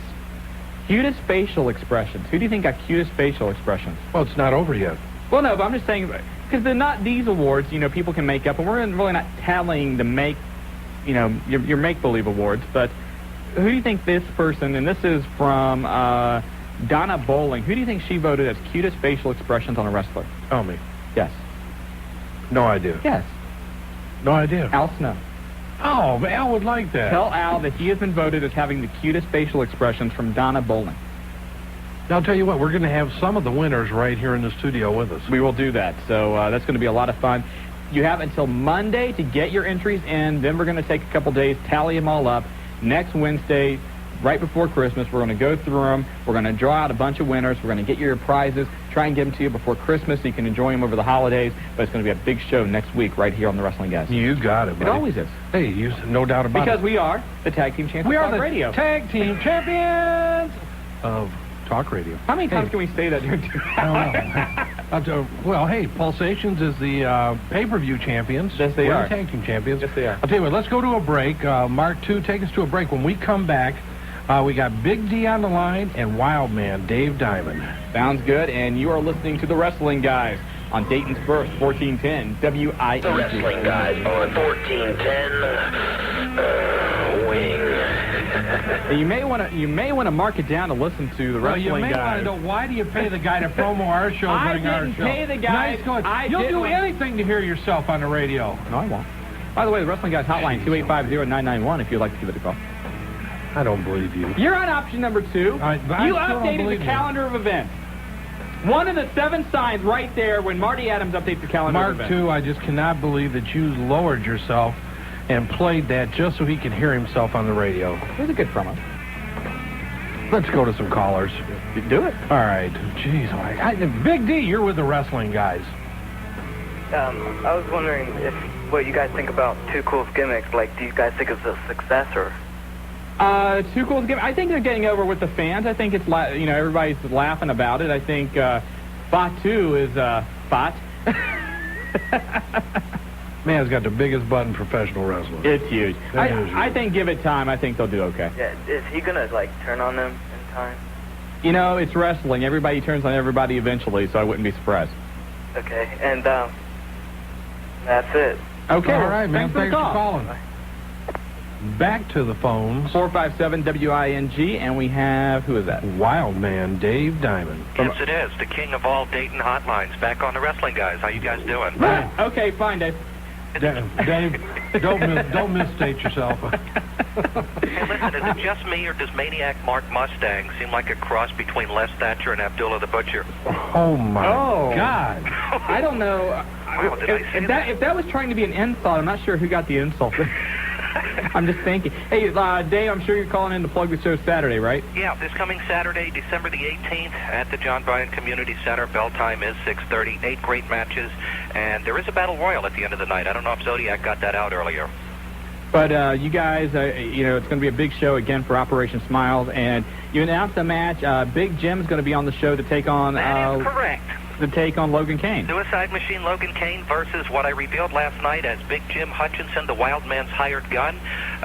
For a lot of people that don't know, that what happened to Big Daddy's ankle was not an accident. So you paid Big Jim to take Big Daddy out? That's correct. And how much did you have to pay Big Jim to do that? $500.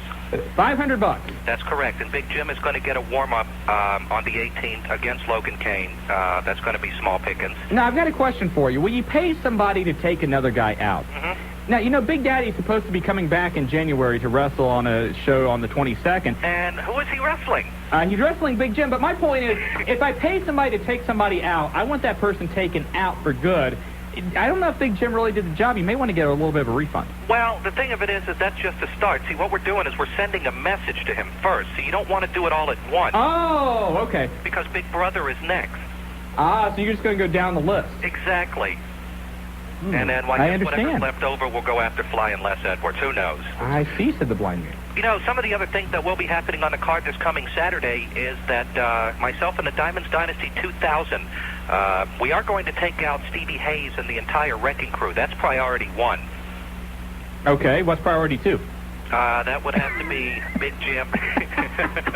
That would have to be Big Jim taking out Suicide Machine Logan Kane on his way to taking out Big Daddy and Big Brother. So the Wild Man's got a full plate of business here as we close out 99 and head into 2000. Well, speaking of 2000, let us ask you. Mm-hmm. We walked in here. You may have heard us talk about it earlier. There are a stack, literally 50, 100, official nomination forms for the best upcoming wrestler in the year 2000. Mm-hmm. And it's all for Frederick from Hollywood from OCW. Now, what he did is he had these, it's kind of like a, I don't know, like almost like an entry sheet to a contest. And everybody filled this out, signed it with their city and there was only one name. vote.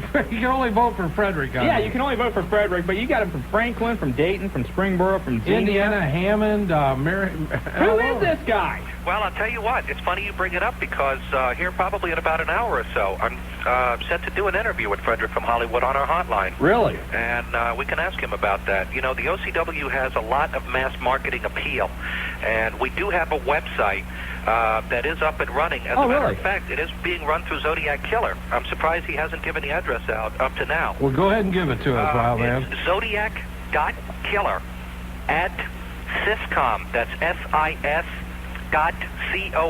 That's Zodiac.Killer at Syscom. All right, wait a minute. Whoa. Syscom. You're giving an email address.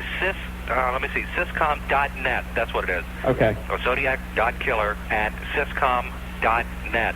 And I have yet to see it myself, but he's having me send him all kinds of articles through the computer as we speak. I have yet to see the webpage, but from what he's telling me, that an awful lot of people are checking it out in a lot of different cities here in Ohio. So. Well, we'll definitely check it out and leave some mention of it on the hotline later. And best of luck this Saturday. And what time are you guys going to be down there at Pulsations on Sunday?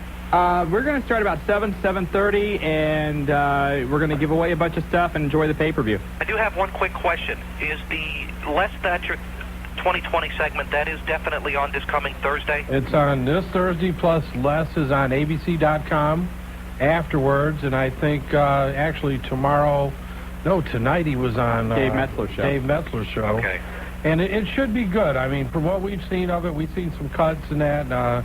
It's good and it gives a good view of independent wrestling. And, I think that, those of you that don't know Les helps a lot of the guys that work in the independents in this area become better at what they want to do. And that's what he does well. When is he going to train Maniac Mark Mustang? Well, I think Maniac's been there. Maniac was trained by, I think, Al Snow and Malenko, so he's went through some training. Maniac's a good guy. He and I are going to go to Waynesville and find a bar and get a beer, I guess. Hey, there you go, man. Enjoy it. All right, you guys take care. Thanks, Wild Man. Thank you, Wild Man. All right.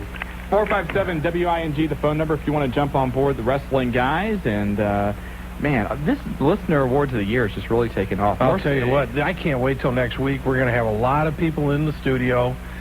We got trophies to give out. We got some nice things to give out. The Christmas spirit is engulfing us because we are the tag team champions of talk radio. How much would Buffer charge us to cut us a promo? I can do one better than him. But let's get back to the hotlines because one of the men that was part of the article of the tag team champions of talk radio, the ref from Riverside. Ref, you got the Wrestling Guys. Yeah, here's the ref. Hey, ref, what the original, the one and only. One and only. There you go, man. How you doing? Pretty good. You guys are the wrestling killers, buddy. Let's see, we've been called the Wrestling Killers. We've been called God. I like that God thing. This is a unique night, my man. Wife was listening up God, baby, and God's coming home. Oh, yeah, that was a real good article. I think that happened this morning. Stop! God, go, Rep. I'm sorry. We are in the 8:30 portion of the show. Yeah, it's the 8:30 portion. I got carried away. Just don't reveal your kitties. Anyway, Rep, how are you? Pretty good. How are you guys? Good. I like that article. It was real good, especially at the end. Yeah, the mention of the callers? Yeah. You made it, Rep. Yeah, man, the little bitty love guy. Well, we mentioned a lot of people, and, we always said that we have a great time with the callers, and you're one of the best. Yeah, thank you very much on that. And about Ronnie Garvin, there was another hold that he used to do called the Garvin Stomp. Yep. He could stomp daylights to you. I mean, he'd start from your ankles and end up on the other ankle. He went all the way around and didn't leave anything untouched. Yeah, he gave Flair a hard time that night. Yeah, he gave a lot of people a hard time. Yeah, I want to give a shout out to Spanish Fly. I hope he don't get mad over Mae Young, Mark Henry taking her. Actually, Spanish Fly's been very honest. He thinks Mae Young's hot. Yeah, he does. I think it's the He tequila says talking. it only takes about a case of beer and a fifth of tequila, but after that, I like me, I tell you what now, if you can get a hold of the Spanish Fly, I'm going to be up in Yellow Springs Saturday night. Okay. Using Diamond Dave Heck. And there ain't nobody going to take out the wrecking crew. Somebody needs to give Dave Diamond some heck. Oh, the ref is going to be there. He's going to get on Diamond Dave. Good, good. You do that. And tell the Spanish Fly and his guys if they come up, I guarantee them a case of booze. Oh, man, they're there. What the hell? We'll come up for that. All right, Ref. I have to meet this Spanish Fly. He's a character. Yes, he is. And we actually have his picture on our wall. It's a scary That's thing. how to do it. Anybody wants to send their pictures in, we've got kind of our wall of fame here. Yeah. Spanish Fly is up on it, a few others. Ref, get a picture in. We've got some Christmas cards up here. We've got some, posters of some various guys. So if you want to send in your picture, we'll post it here in the studio. Okay, because I even got my own ref uniform. Hey, there you go, man. You're on your way. Okay, and I'll see you guys Saturday night. All right, we hope so, Ref. Okay, hope so too. Then. All right, buddy. Bye. Great hearing from you. Oh, man. I'm looking at this picture. This is the guys from WAD, Spanish Fly, Commissioner X. You're not saying it right. The body guy. Spanish Fly. No, you got to do this. Hey, man! What are you doing? I'm drunk as usual. Anyway, we're not proponents of that. He's just a little crazy. Yes, he is unique. Celebrity One of the good characters. Celebrity Hotline's buzzing. Oh, who's this?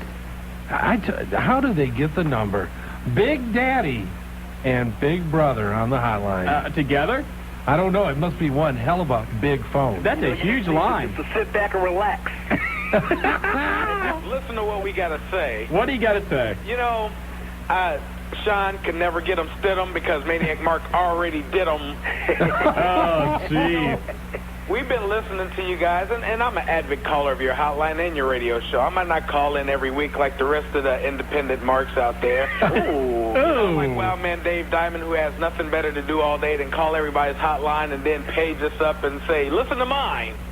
That's right. The best thing going in Dayton, Ohio is Unified Championship Wrestling. Yes. And I have went on the line and told the fans that you will no longer get something for nothing. Okay. Well, what's going on with that, Raj? Tell us, What's man. going on with that, Marty, is people in Dayton are greedy for free stuff. Well, everybody likes free stuff. I like free stuff. Marty likes free stuff. Hey, I like free stuff, but I also like to give a little. So the fans of Dayton are just, my whole thing is this. Marty, I've been knowing you for about a year now, right? Yep. And we've done a little bit of everything for charities. We've done Wish Foundations. We've done Children's Miracle Network. We've done a whole lot of stuff, and I'll keep on doing those kind of things. But as far as the fans in Dayton being greedy, always wanting something for nothing and not wanting to pay it back, that's why we're taking our show on the road. I was going to ask you that. Looks like you've kind of just pulled out of Dayton here for a while. You're at National Trail. We're at National Trail. 22nd? The 22nd, we're working out a deal with Richmond High School, which there's only one high school. It's the biggest high school in Richmond, Indiana. We got a show with them maybe on February the 5th, which is like 2 weeks after the 22nd. We're trying to finalize everything there. Me and Maniac Mark, Bobo, Whoa, something happened there. I think Mark, too, took care of what'd you do? You get tired of hearing it? I guess he did. Mark, too, taking care of business. I'll tell you what, man, the jobber don't have nothing on this guy. Well, I think Mark, too, is taking care of us, Raj, if you guys, I don't know. Mark 2's not going to let him back on. Mark 2 saying, hey, you're talking, because Mark 2 is from Dayton. Yes, Mark he 2, is. I think, got offended and is standing up for the people Mark, of Miami Valley. I don't know if you got the, I guess he doesn't. He took care of Well, let's go back to the phones, because who we got on here? The Nightmare, the chocolate chip cookie maker. How you doing, Nightmare? Hey, how you guys doing tonight? All right, good. We got to tell you, we came into the studio tonight, and they said some guy came by named the Nightmare, dropped off some cookies. There's none left. They're real good, but he dropped them off, so we thought we'd let you know. Yeah, we appreciate the note in the bag. Hey, I'm glad you guys like them. I guess that'd be a hell of a thing to walk into. Yeah. There wasn't any left. Freaking Goat Boy's walking down the hallway with crumbs all over him. Oh, Z93 got him. 103 got him. Everybody in the office got him. Mark 2 even got him. We didn't get any, but Mark 2 does. We got to get a rendezvous point somewhere, guys. I think so. What's up, man? Not much. Got a couple questions, and one question, and I'd like to respond to a caller on here last week. Okay, what's your question? Question is, what's Dangerous Danny Spivey been up to these days? Dan Spivey retired. He retired of course, he was playing Waylon Mercy. I thought that was a good character. I thought that had a lot of potential. It was funnier than hell. But he just, kind of like what Ronnie Garvin said during our 7 o'clock hour, he just one day said, you know what, I'm done. And that was it. He had a lot of injuries, too. Yeah. Well, my comment is, real quick, there was a caller on here last week, a guy by the name of Devlin in Camden. Okay. Yeah. Had a couple things to say about me, and, I've got no quarrel with the guy. I think he's a very funny individual. I mean, I've seen his girlfriend, and she's one of these types who has so little sex appeal that her gynecologist calls her sir. Oh, my okay. God, there's a shot. Randy, keep it good. Okay, come on. I had to wait till the 9 o'clock hour to do this. All right. Hey, Randy, thanks a lot for the cookies, and take care of yourself. Anytime, guys. Take All care. right, thanks a lot. Man. The Nightmare Man is on the shoot tonight, Jack. Jeez. 457 WIMG. I'm going to tell you what, both lines are lit up. Mark, give us one of them. Well, we got to get a break. Yeah, Mark, take us to a break. When we come back, I know we've got the celebrity hotlines lit up with Maniac Mark Mustang. And, Mark, it's up to you. If you want to let Raj back on, it's your call because you're in control, because you're listening to the Tag Team Champs of Talk Radio. That's right. We're the Wrestling Guys on Wing 1410 AM, and we'll be right back. With Shawn Stidham and Marty Adams, I was out there in the hallway down at Z93. I finally found the perfect gift for Willie F. this Christmas. And what was that? Britney Spears tickets are going on sale for her concert in March. I know he's a big Britney Spears fan. Really? I thought you were sharing your catalog of the Little Men. No. What, you, my friend, let me talk about this. You keep talking about the action figures. Some people call them Little Men, some people call them action. When I picked up the set of ECW figures, who bought them for me? Let me ask you this. Who in this room bought the figures for me? Do you own any of these? No, I don't. Sean? I don't. Sean? I don't. Okay, let's go back because right away Sean's not going to tell the truth on the air. Well, he surrounds himself with little men before he goes to bed. None of them are on sale yet. He gets so very excited when he sees the new glimpses of little men. What they are and how realistic they look. No. We got this today in the mail from who makes these toy. No, not we. Who? They addressed it to the wrestling guy, which I guess is me. Anyway, in that case it is. I don't talk to the little men people. No, you do. But they're coming out with a couple things. They have an Evolution of Sting pack. It's, 6 figures, all chronicling Sting's career. Realistic. Very nice. A hardcore hack figure, that's timely. Surrounding yourself with little stingers every night. Something for you, a Dennis Rodman figure. I think you'll like that. I'm just telling you. Let's go to the celebrity hotline. Who's on the celebrity hotline? The Maniac himself. Mark Mustang. The blend of Abdullah the Butcher and Les Thatcher. Mark, how are you? How you doing, Marty and Shawn? Hey, buddy. The first thing I want to say, is Wild Man Dave, he's just jealous, that he's not going to be wrestling Abdullah the Butcher. And he's also jealous to the fact that, I have wrestled for Les Thatcher in the past. And, he's just jealous. But that's another story. He wants to be where you have been. Is that what you're saying? Exactly. And I may be in Yellow Springs this Saturday night, and I may not because, my 31st birthday is this Saturday. Really? Whoa. Yes, it is. But getting back to the UCW business, we're going to have a big year this year. I just got off the phone with Big Daddy, by the way, and he's not happy. Hey, that wasn't us. Mark Two's the new producer in there. He shut him down. He got tired of the Dayton bashing, and I'll tell you what. Marty, you know where I live. You've been to my penthouse before. Yes, I have. 4 miles from you right now. Whoa. Well, I have had the privilege of being to your penthouse. You're correct. That's true. I know that. And you enjoyed it very much, and you enjoyed the honeys that were here waiting on you. There were honeys there. That's true, too. Yes. Does Mary know this?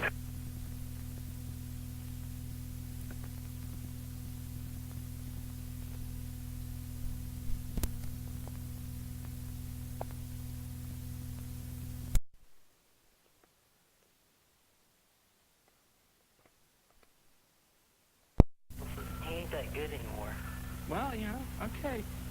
We'll put Austin there, but now Austin tied with Ed Ferrara with 3 votes. Jeez. That's, We're going to have to do the John Madden thing and send him a big turkey leg. one with those, 8 or 10 turkey legs, whatever they do on there. Hey, Norman, you have a great holiday. I got this for you. You have a what? I got a thing I was shot in the newspaper about The Rock. Okay, go for it. They said The Rock's reason why he's thankful for Thanksgiving is because without doors, nobody can smell what he's cooking. Hey, thanks a lot, okay? All right, thank you. All right. 457-WING if you want to come on and give us your last bit. We'll do this for about a couple more minutes. If you want to come on and tell us who you think the biggest turkey of the year is. And Cam, your vote for Eric Bischoff. And I think we'll take our votes out of it. I don't want to Absolutely. get in there. But I don't know. Because, see, I could nominate you and put you in first place. But, you know, I won't do that. I won't do that. But I think I'm still going to go with the people who employed Tony Schiavone. WCW. Whether that's WCW as a whole, I don't know who the exact person would be. If that's Gary Juster or J.J. Dillon or whoever it is, they should be taking it. Whoever that mystery person is and doesn't want to be identified at this point, probably. But we got a lot of votes tonight. Cam Collins is in there. We've seen Willie F's name pop up. Sloppy Joe is popped up in the voting. Interesting.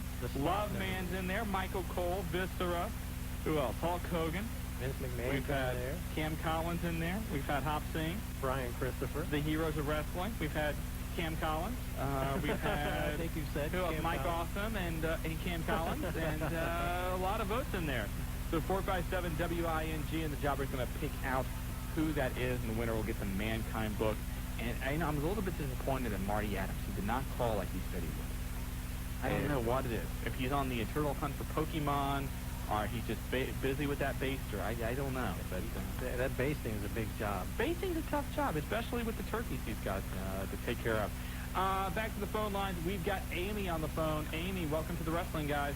Hi, I'd like to vote for Vince Russo and Ed Ferrara, please. Okay, we've got Vince Russo and Ed Ferrara, and that puts Ed Ferrara now in first place. Does it?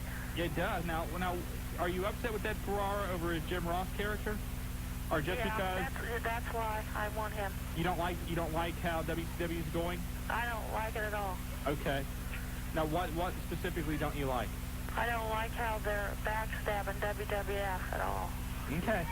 So, and another thing I really don't like at all, if you don't mind me saying so, while we're on the line, is how people are pulling off like the Army and everything. They're not sponsoring wrestling people, but you know, the wrestling guys aren't doing drugs and out getting prostitutes with the like the NBA and NFL.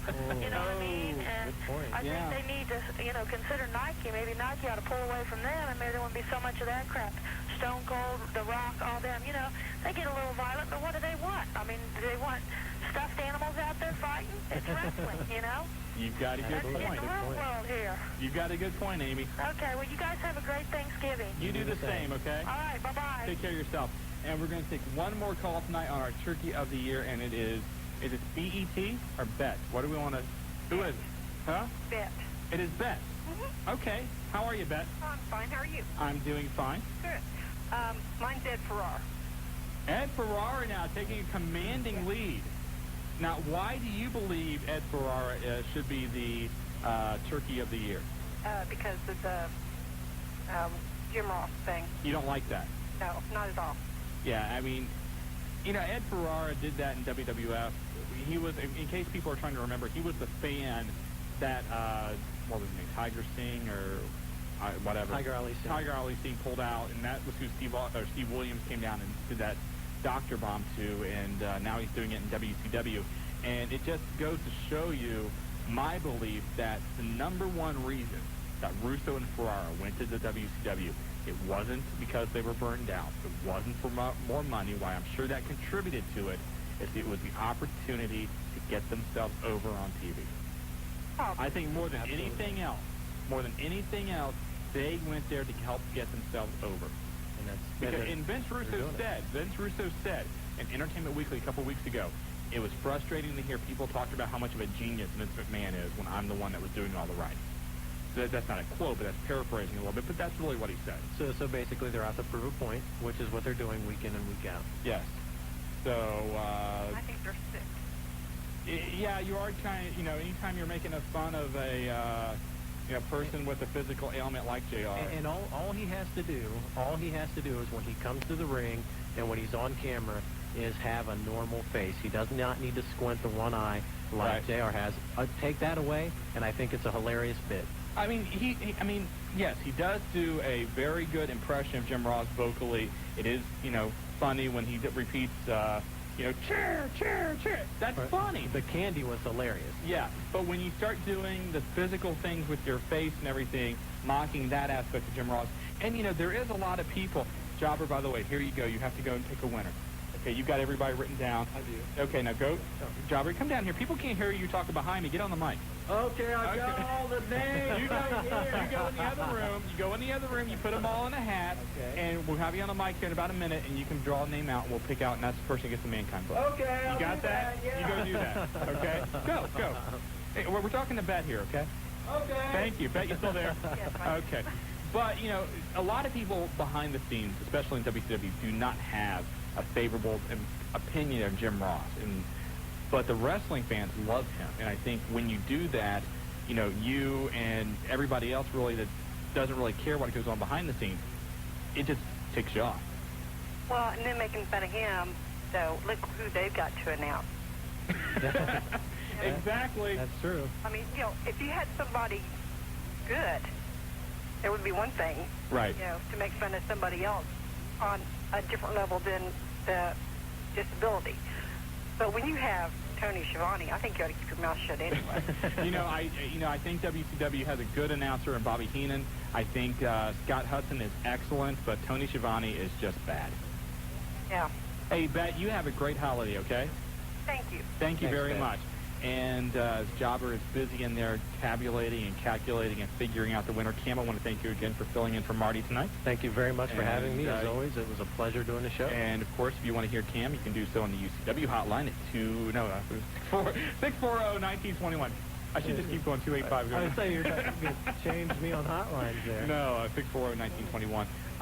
Big plans for you for the holiday?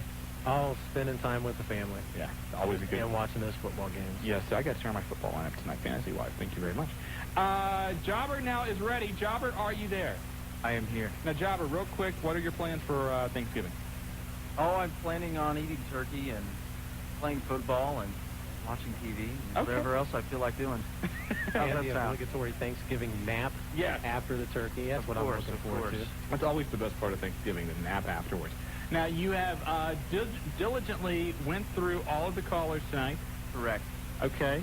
And, of course, the winner, once again, getting a copy of the #1 book in America, according to the New York Times, Mankind, Have a Nice Day, A Tale of Blood and Sweat Socks. And this is no, what do you call Arnie's book, pamphlet? Pamphlet? This is no pamphlet. This is, 500-some pages of the life of Mick Foley. So, Jobber, who is going to get the book? Well, let me have the drum roll here. You got it. Hey, see, that's not a drum roll. That's a rim shot. It's the closest thing I can do, man. Give me a break. Get a freaking drum roll, man. I know. I need to get one, don't I? Yes, you do. All right. The winner tonight is Steve. Steve won. Okay. So, Steve, we'll get in touch with you here in a moment and arrange for you to get your book. But we want to thank everybody for calling in tonight. And the #1 winner, the guy you said it's the biggest turkey of the year, Ed Ferrara. He got himself over. Wrestling fans are fickle. He got himself over. And tied for second place, Cam Collins. Hey.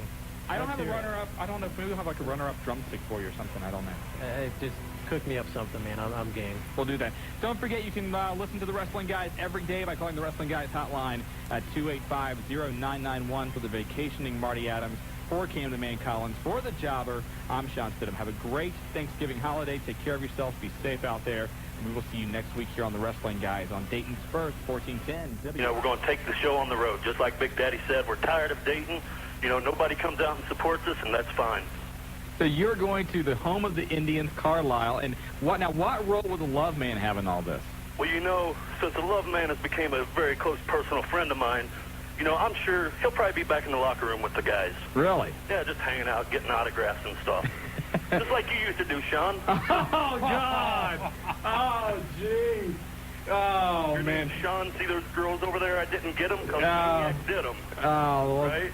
that's good. We've only been playing that promo for about 6 months. He finally came up with an answer for us. That's good. Promos, Marty. You know what I'm talking about. Yeah, I hear you, babe. I hear it all. Jump off here. I know you guys got about 4 or 5 minutes left, but Marty, I need you to give me a call later, brother. I'll call you on the way out, Bubs. We need to talk. Okay. All Thanks, right, Mark. Take care. You too. got it, All man. right, bye-bye.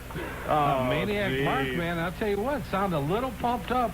And reiterating what Big Daddy Raj Cox said, UCW Wrestling may be a little upset with Dayton, Ohio. I think they are, so they're going to out and try and take over some other cities. Well, I'll tell you what, if National Trail, they had a great card and a great matchup out there last year. We were there. If you remember the last card, was it White Beater that went up to the top? Who went up to the top of the... Beater, because we got pictures of him coming Beater up went the off. top.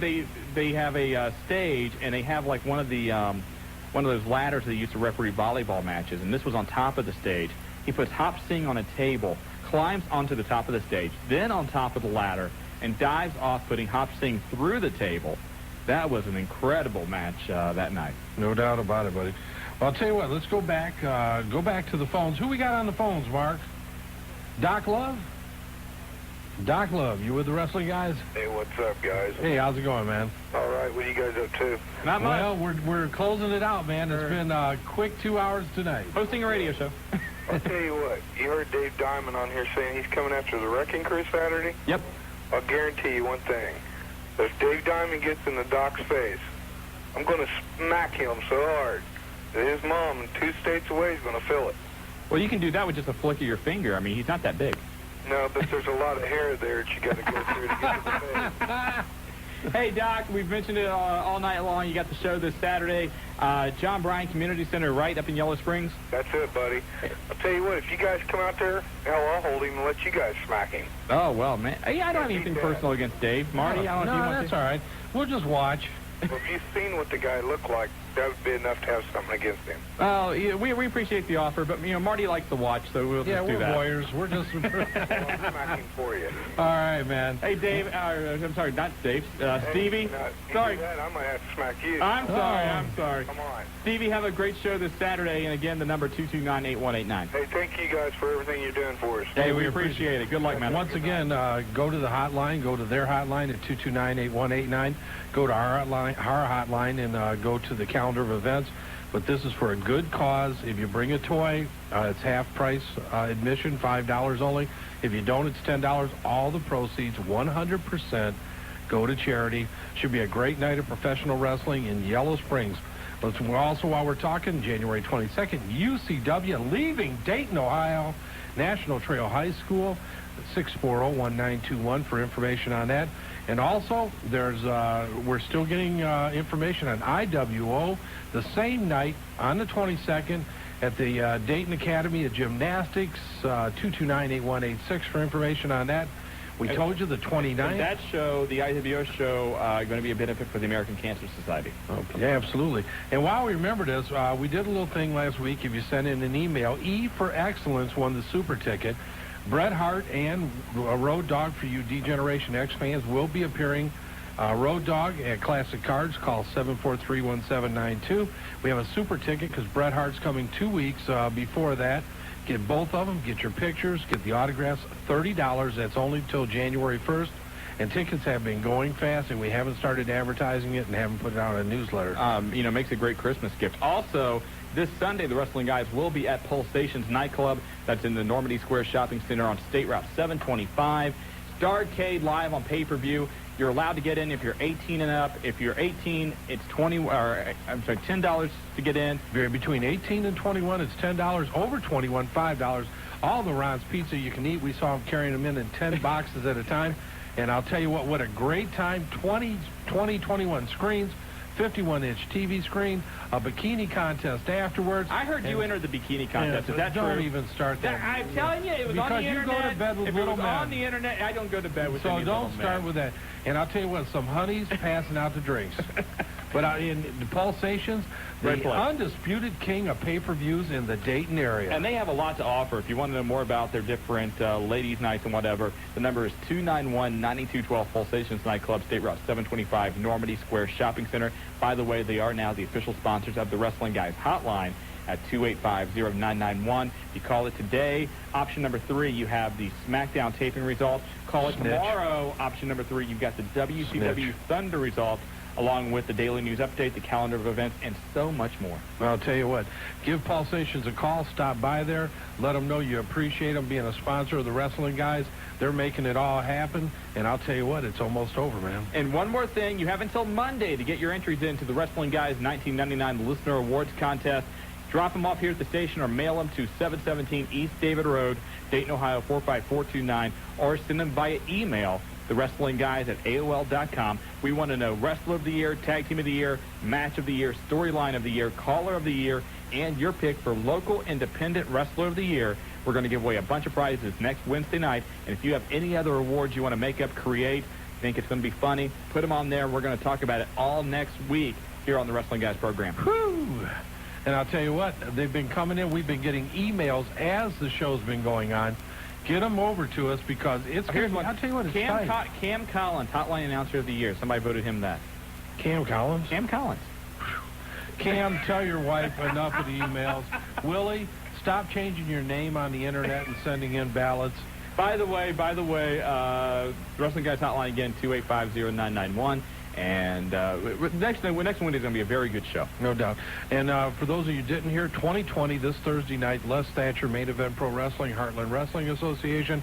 Going to be great. They're going to talk about the power plant, WCW. There's a lot of news breaking in the independent wrestling scene and professional, and we're going to have it for you. That we will also... Man, our time's almost up. Don't forget, this Saturday, OCW, John Bryan Community Center. For more information, 229-8189. Sunday, Pulsations with the Wrestling Guys and Starcade. And we want to thank Diamond Dallas Page for joining us tonight, and also the Hands of Stone, Ronnie Garvin. And that's it. It's over. Mark II, you did a great job. Good Thank job, you. Mark II. And you've been listening to the Tag Team Champions of Talk Radio, the Wrestling Guys on Wing, 1410 a.m. Good night, Dayton. Left of the half, 27-20.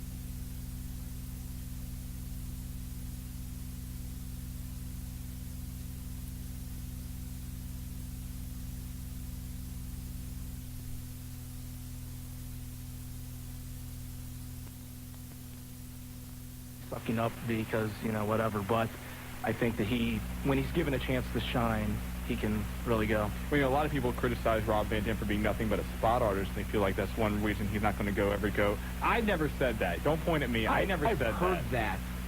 That was a direct quote from you, I've heard. That was a direct quote. I was quoting Terry Taylor. Okay. And I'm not name-dropping. I talked to Terry at the Pillman last year, and I said, what about Rob Van Dam coming in? He said, he's a spot artist. He's nothing but that. So I was quoting someone. Now, somebody's probably going to play a tape of me actually saying that. I'm going to be eating my words. But you know what, Logan? This is truly your night. We have a very special guest again on the phone. It is Logan's mom. Oh, my God. How are you doing?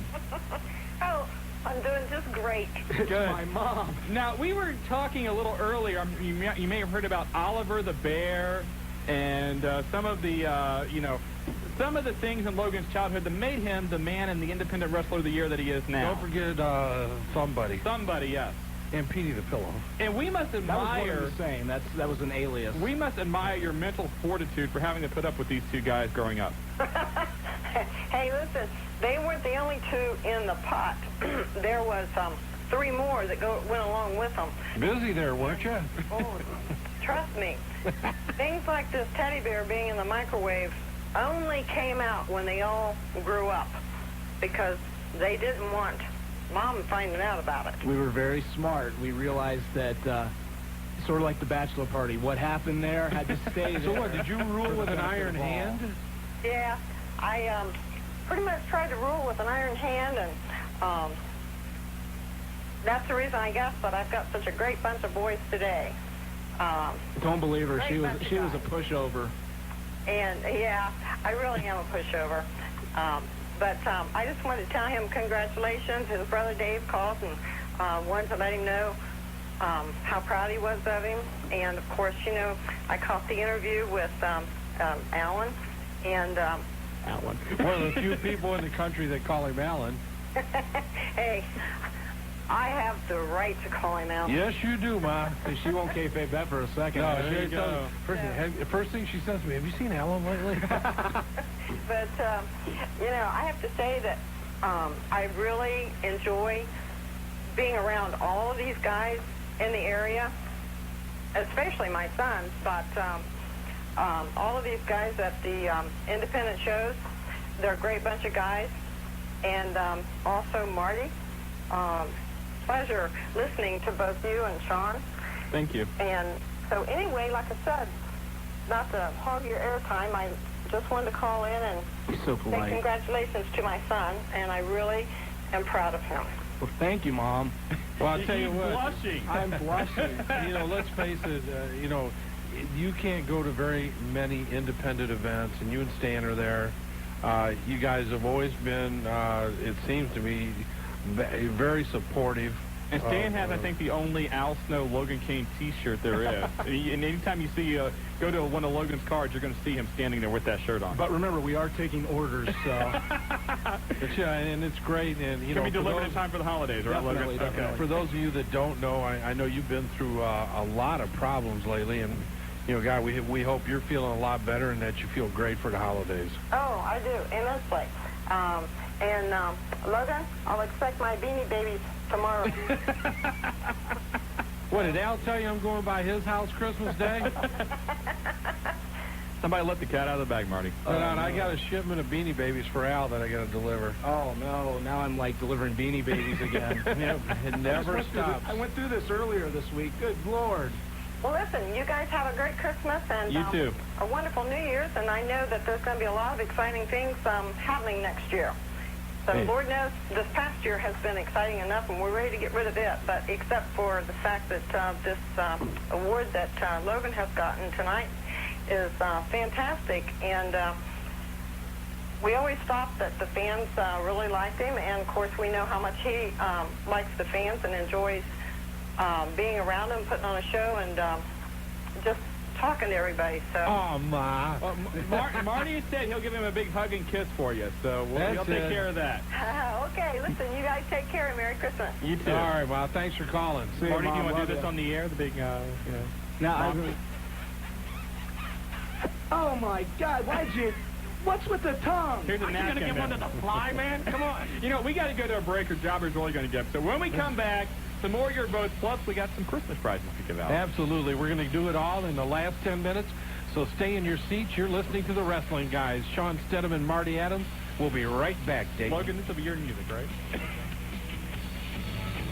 Hey, and you're listening to the Wrestling Guys and one of Shawn Stedham's favorites, the manager of champions, Bill Alfonso, and he was live on the Wrestling Guys tonight. He was live earlier accepting Rob Van Dam's award as voted on by Say you. It again.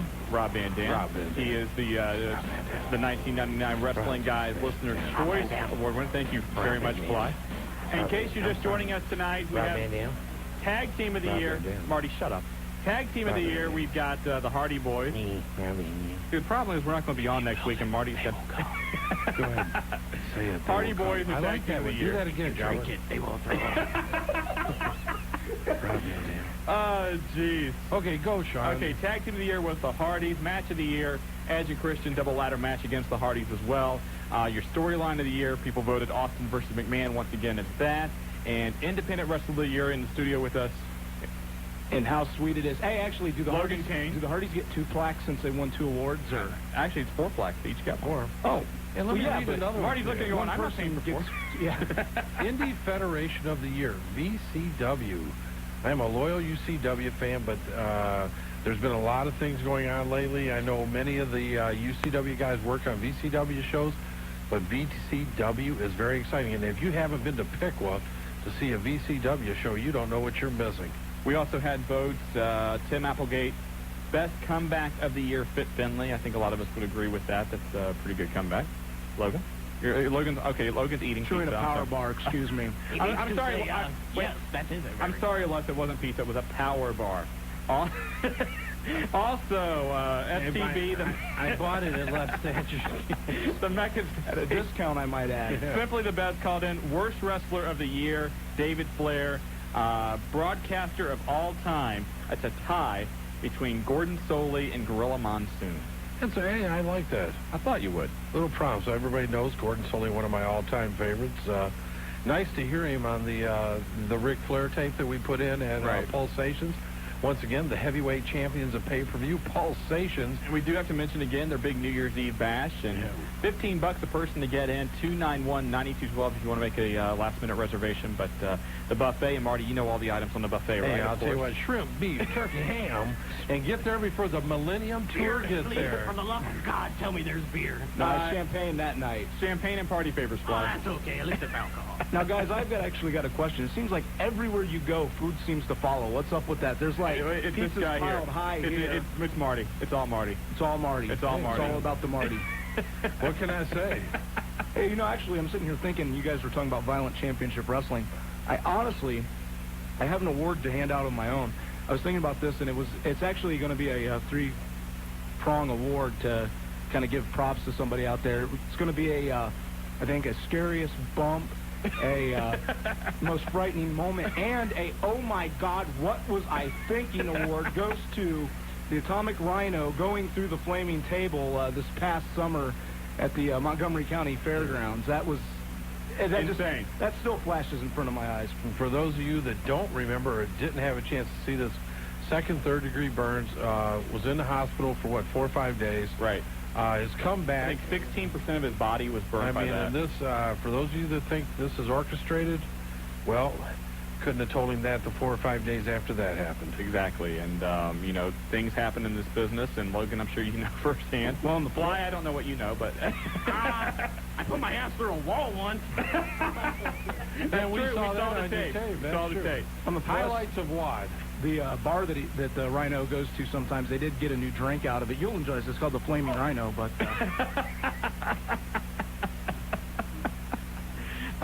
Geez, do you want to give out some awards? Give me the rest of those. Here, read this one, because that's the only one that voted for you. And it's they voted for me for? Best man on the wrestling, guys. Yeah, that's me. Thank you very much. That was from the Bink. And why? I like this one. That has no clue what he's doing and should never be in the wrestling business whatsoever. Can you read that one, Logan? Willie F. Willie F. Oh, come on.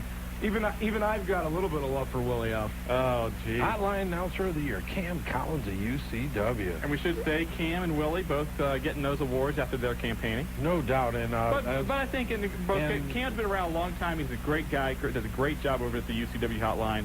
And Willie, we've talked about it many times.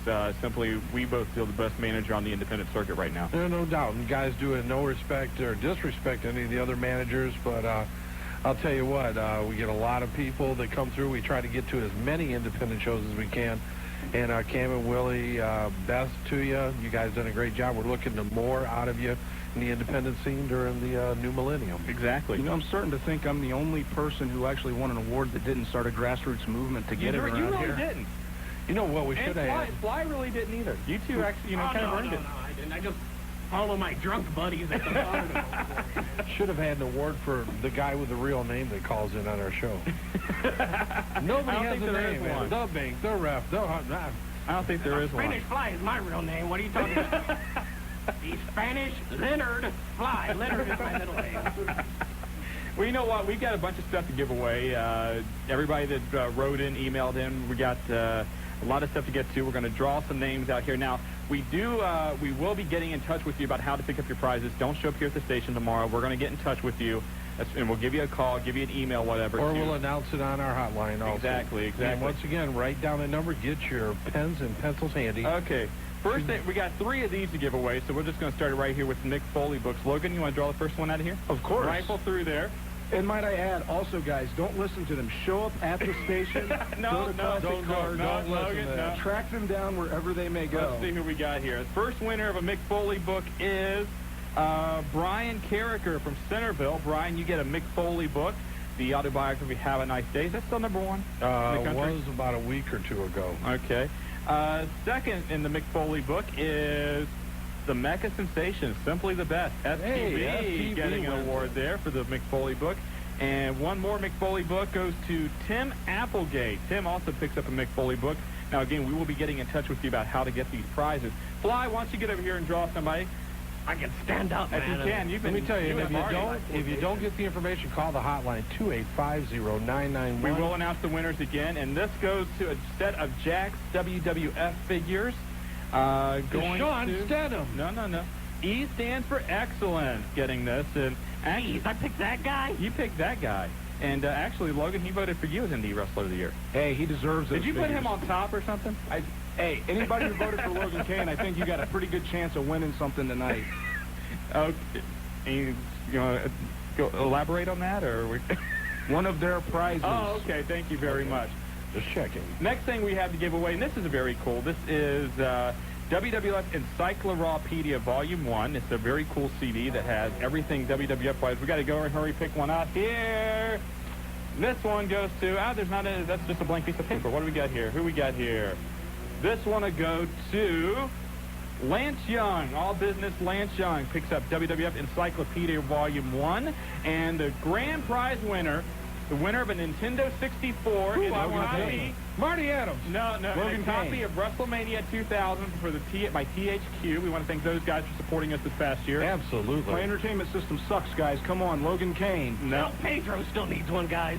McGriff 2236. All I've got is email address on this guy, so. Okay, we'll get to him, though. We will get to you. Don't forget, we're not going to be on next week, but call the Wrestling Guys hotline, 285-0991. Have a great holiday. Have a great new year. And you're listening to the Wrestling Guys. It's Marty Adams, Shawn Stedham, Logan Kane, Spanish Fly, Commissioner, some guy that's hanging on to the two of them for publicity.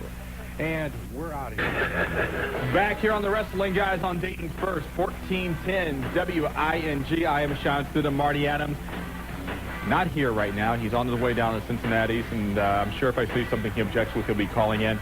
Don't forget, tonight after the show goes off the air, Thunder makes its Wednesday debut at 9 o'clock over on TBS. Some of the matches you are going to see tonight for the WCW Hardcore title, Brian Knobbs is going to take on Norman Smiley. And in an evening gown match, you're going to see Oklahoma participate in an evening gown match. I believe it's going to be against Medusa. So I don't know if it's going to be that entertaining, but we are giving away copies of the Rock's book. And again, all you have to do is we have a mystery name contest right now. The clue I gave out was it's a former WWF World Champion, and he is not in the WWF right now.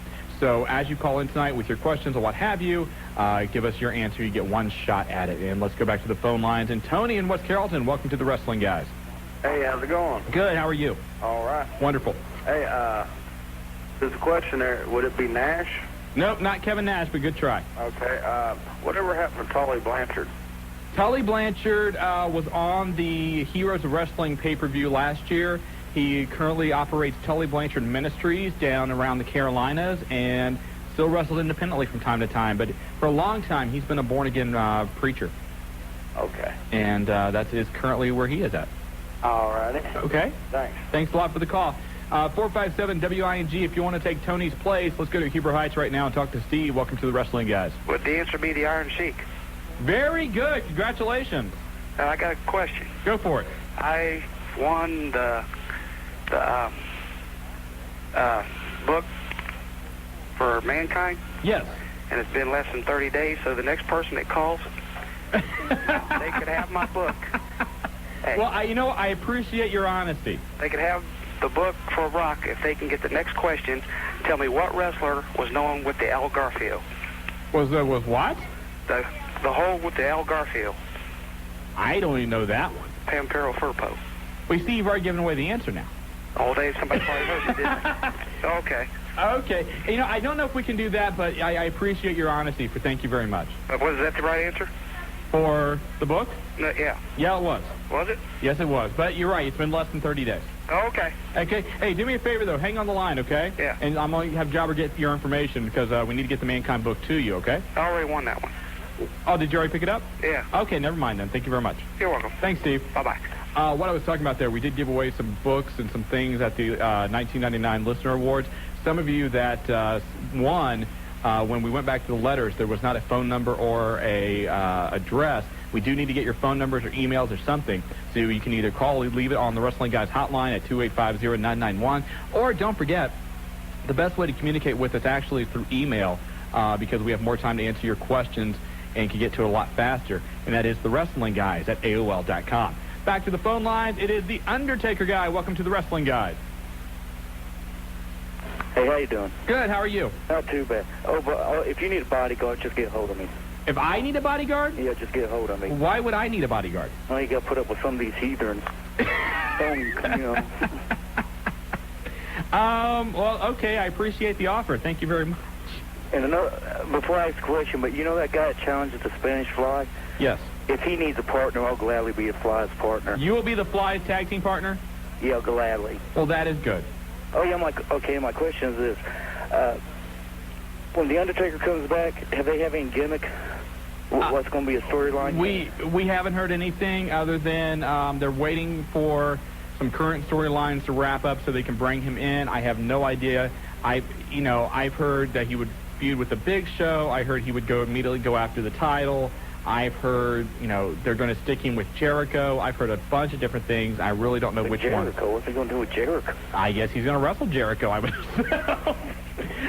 that's just, again, we hear a lot of different things, a lot of different rumors, especially when it comes to angles and storylines. Okay, I'll ask you another question. Who do you think has had the best gimmick over the last 10 years? Over the last 10 years? Yeah, the longest running gimmick and the best one. Well, if you're the longest running, I think you have to go with The Undertaker. Vince McMahon has said that, he feels that was his best creation. And if you're going to go best gimmick, I think you have to go Stone Cold Steve Austin. I mean, look at what he's done and the popularity he's achieved and the way he's brought wrestling kind of back, and, the gimmick has worked. Oh, yeah, and if anybody really wants to see a good tape on wrestling, just one called I Like to Hurt People. That's a classic one. That is a classic one. I saw that the other day, and that's really just a good tape. All right. Hey, Undertaker Guy, thanks a lot. Yeah, you take care, bye. You take care. 457 WING, the number, and I have to get another name now since Steve declined his prize. So what we will do, since we did a former WWF champion, we're going to do a former WWF tag team champion. And they are not in the WWF right now either. So we're going to leave it at that. Take a guess when you call in. If you win it, you get a copy of the Rocks book. And back to West Carrollton. And Matt, welcome to the Wrestling Guys. Yeah, hey, what's going on? Not much. How are you? Yeah, before I take a guess, can you tell me if there's going to be any matches on that card for the WWF? As I mentioned earlier, they have not. They're not announcing any matches. They are saying that The Rock, Triple H, Big Show, all of the major guys, they're saying they're going to be there. But once again, the card is subject to the show. They claimed The Rock and D-Lo was not able to come because of hurricanes down in Florida. Although, we had been told a few days before that The Rock wasn't going to be there anyway, so. Oh, before I take this guess, this is the first one to guess, can you give me, are they like an old guy